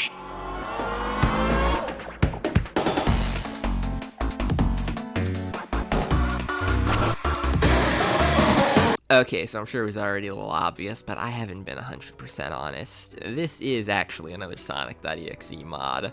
I was being honest about its smaller amount of content compared to last time, as it is just a demo, but what it offers is still really promising. The fake-out normal Sonic mod at the start is amazing, not only just being really well made, but being the perfect way to adapt sonic.exe into an FNF mod, capturing the usual facade of a normal Sonic game that sonic.exe tends to start with. The .exe part is really good too. The background is about as twisted as I could want it to be, while not being like too violent to the point where it's distracting, as well as the background change halfway through being a great touch. The song itself is great as well, the key change with the background change really tying it all together. While this is the only song, there's still a greatly expansive menu.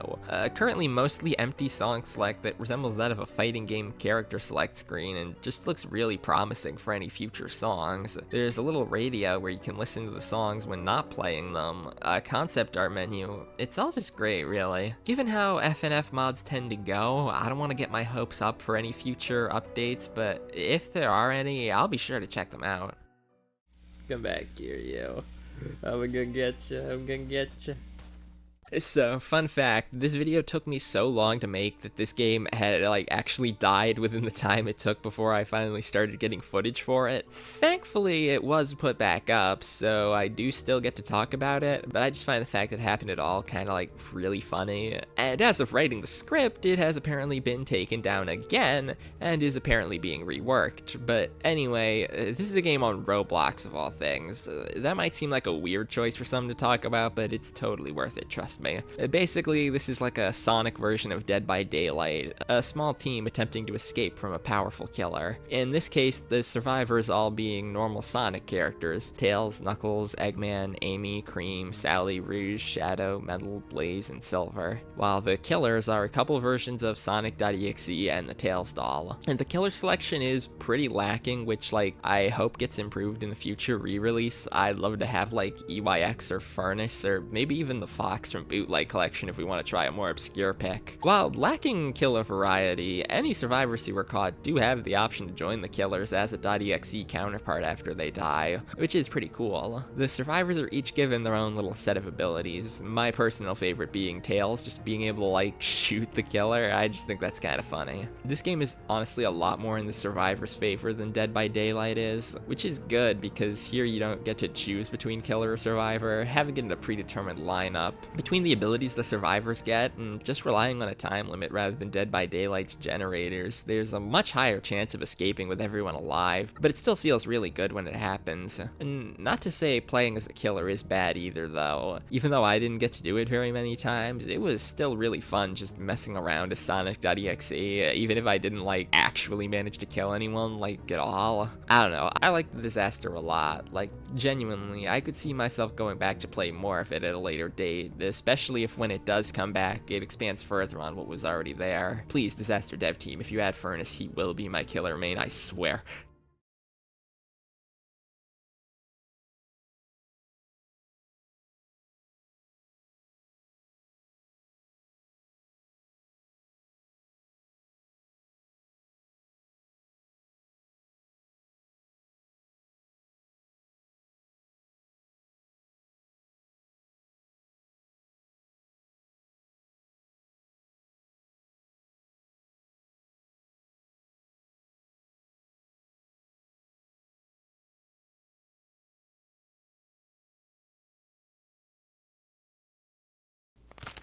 So that brings us to the last two games. These two are really similar in concept, but both are worth talking about at least a little bit. Sonic.exe, One Last Round, and One More Time.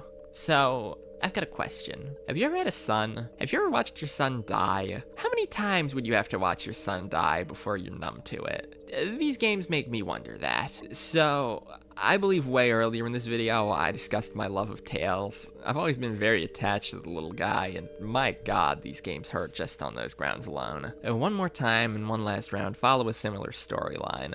Sonic.exe is growing tired. We've been doing this for a long time now, and we have to stop eventually. He's gonna make this last round worth it. He's gonna make this the worst it's ever been. These games are brutal, ridiculously so. They're over the top in a way that, rather than feeling cartoonish, feels almost disgustingly malicious, and I kinda love them for that. Everything Sonic does to Tails feels absolutely torturous, and it was genuinely an off-putting experience playing through these games, and I think that's perfect for the concept here. While the idea is similar to a PC port or EYX, the idea of Sonic growing tired or used to the old cycles of doing the same thing over and over again, wanting to do something refreshing to it. These games take that idea in a much, much darker direction. The PC port, while twisted, feels playful still. EYX feels more like it's judging you for perpetuating the cycle. But these games, it almost feels like Sonic has completely lost it now. Whatever was left of the real Sonic is long gone at this point. There's not even an ounce of sympathy left for his friends, no restraint left in him. He's gonna make sure those he once considered friends suffer the worst, most drawn-out fate imaginable in their final punishment, and he's going to make you watch every second of it. In my opinion, these two games, either interchangeably or together, are some of the best Sonic.exe follow-ups you could go for, especially after playing as many of these games as I have for this video. It really feels like the culmination of the endless cycles, finally reaching a breaking point where there's no possible way of turning back. And that just about does it. I've said everything I want to about the games I wanted to talk about. Ultimately, despite the flaws of the original story and the flaws that come with the genre as a whole, I think people have really managed to make something special out of this concept. Something I don't think you could really get from mainstream horror. Even if some of these games are closer to that than others at times, the inherent value of taking someone like Sonic and putting him and his friends through hell like this just isn't something you can get without having the pre-existing franchise and people's love for it to back the concept up, which makes it hard to replicate what's offered here. Even if I was way harder on some of these games than others, I can still appreciate the fact that somebody saw something like Sonic.exe and that inspired them to make a game at all, regardless of my thoughts on it. I'm just some random little freak after all. My opinion shouldn't change anything. With all that said, if you watched this far, thank you so much for taking the time to listen to me ramble about Sonic horror games. Goodbye, good night, see you tomorrow.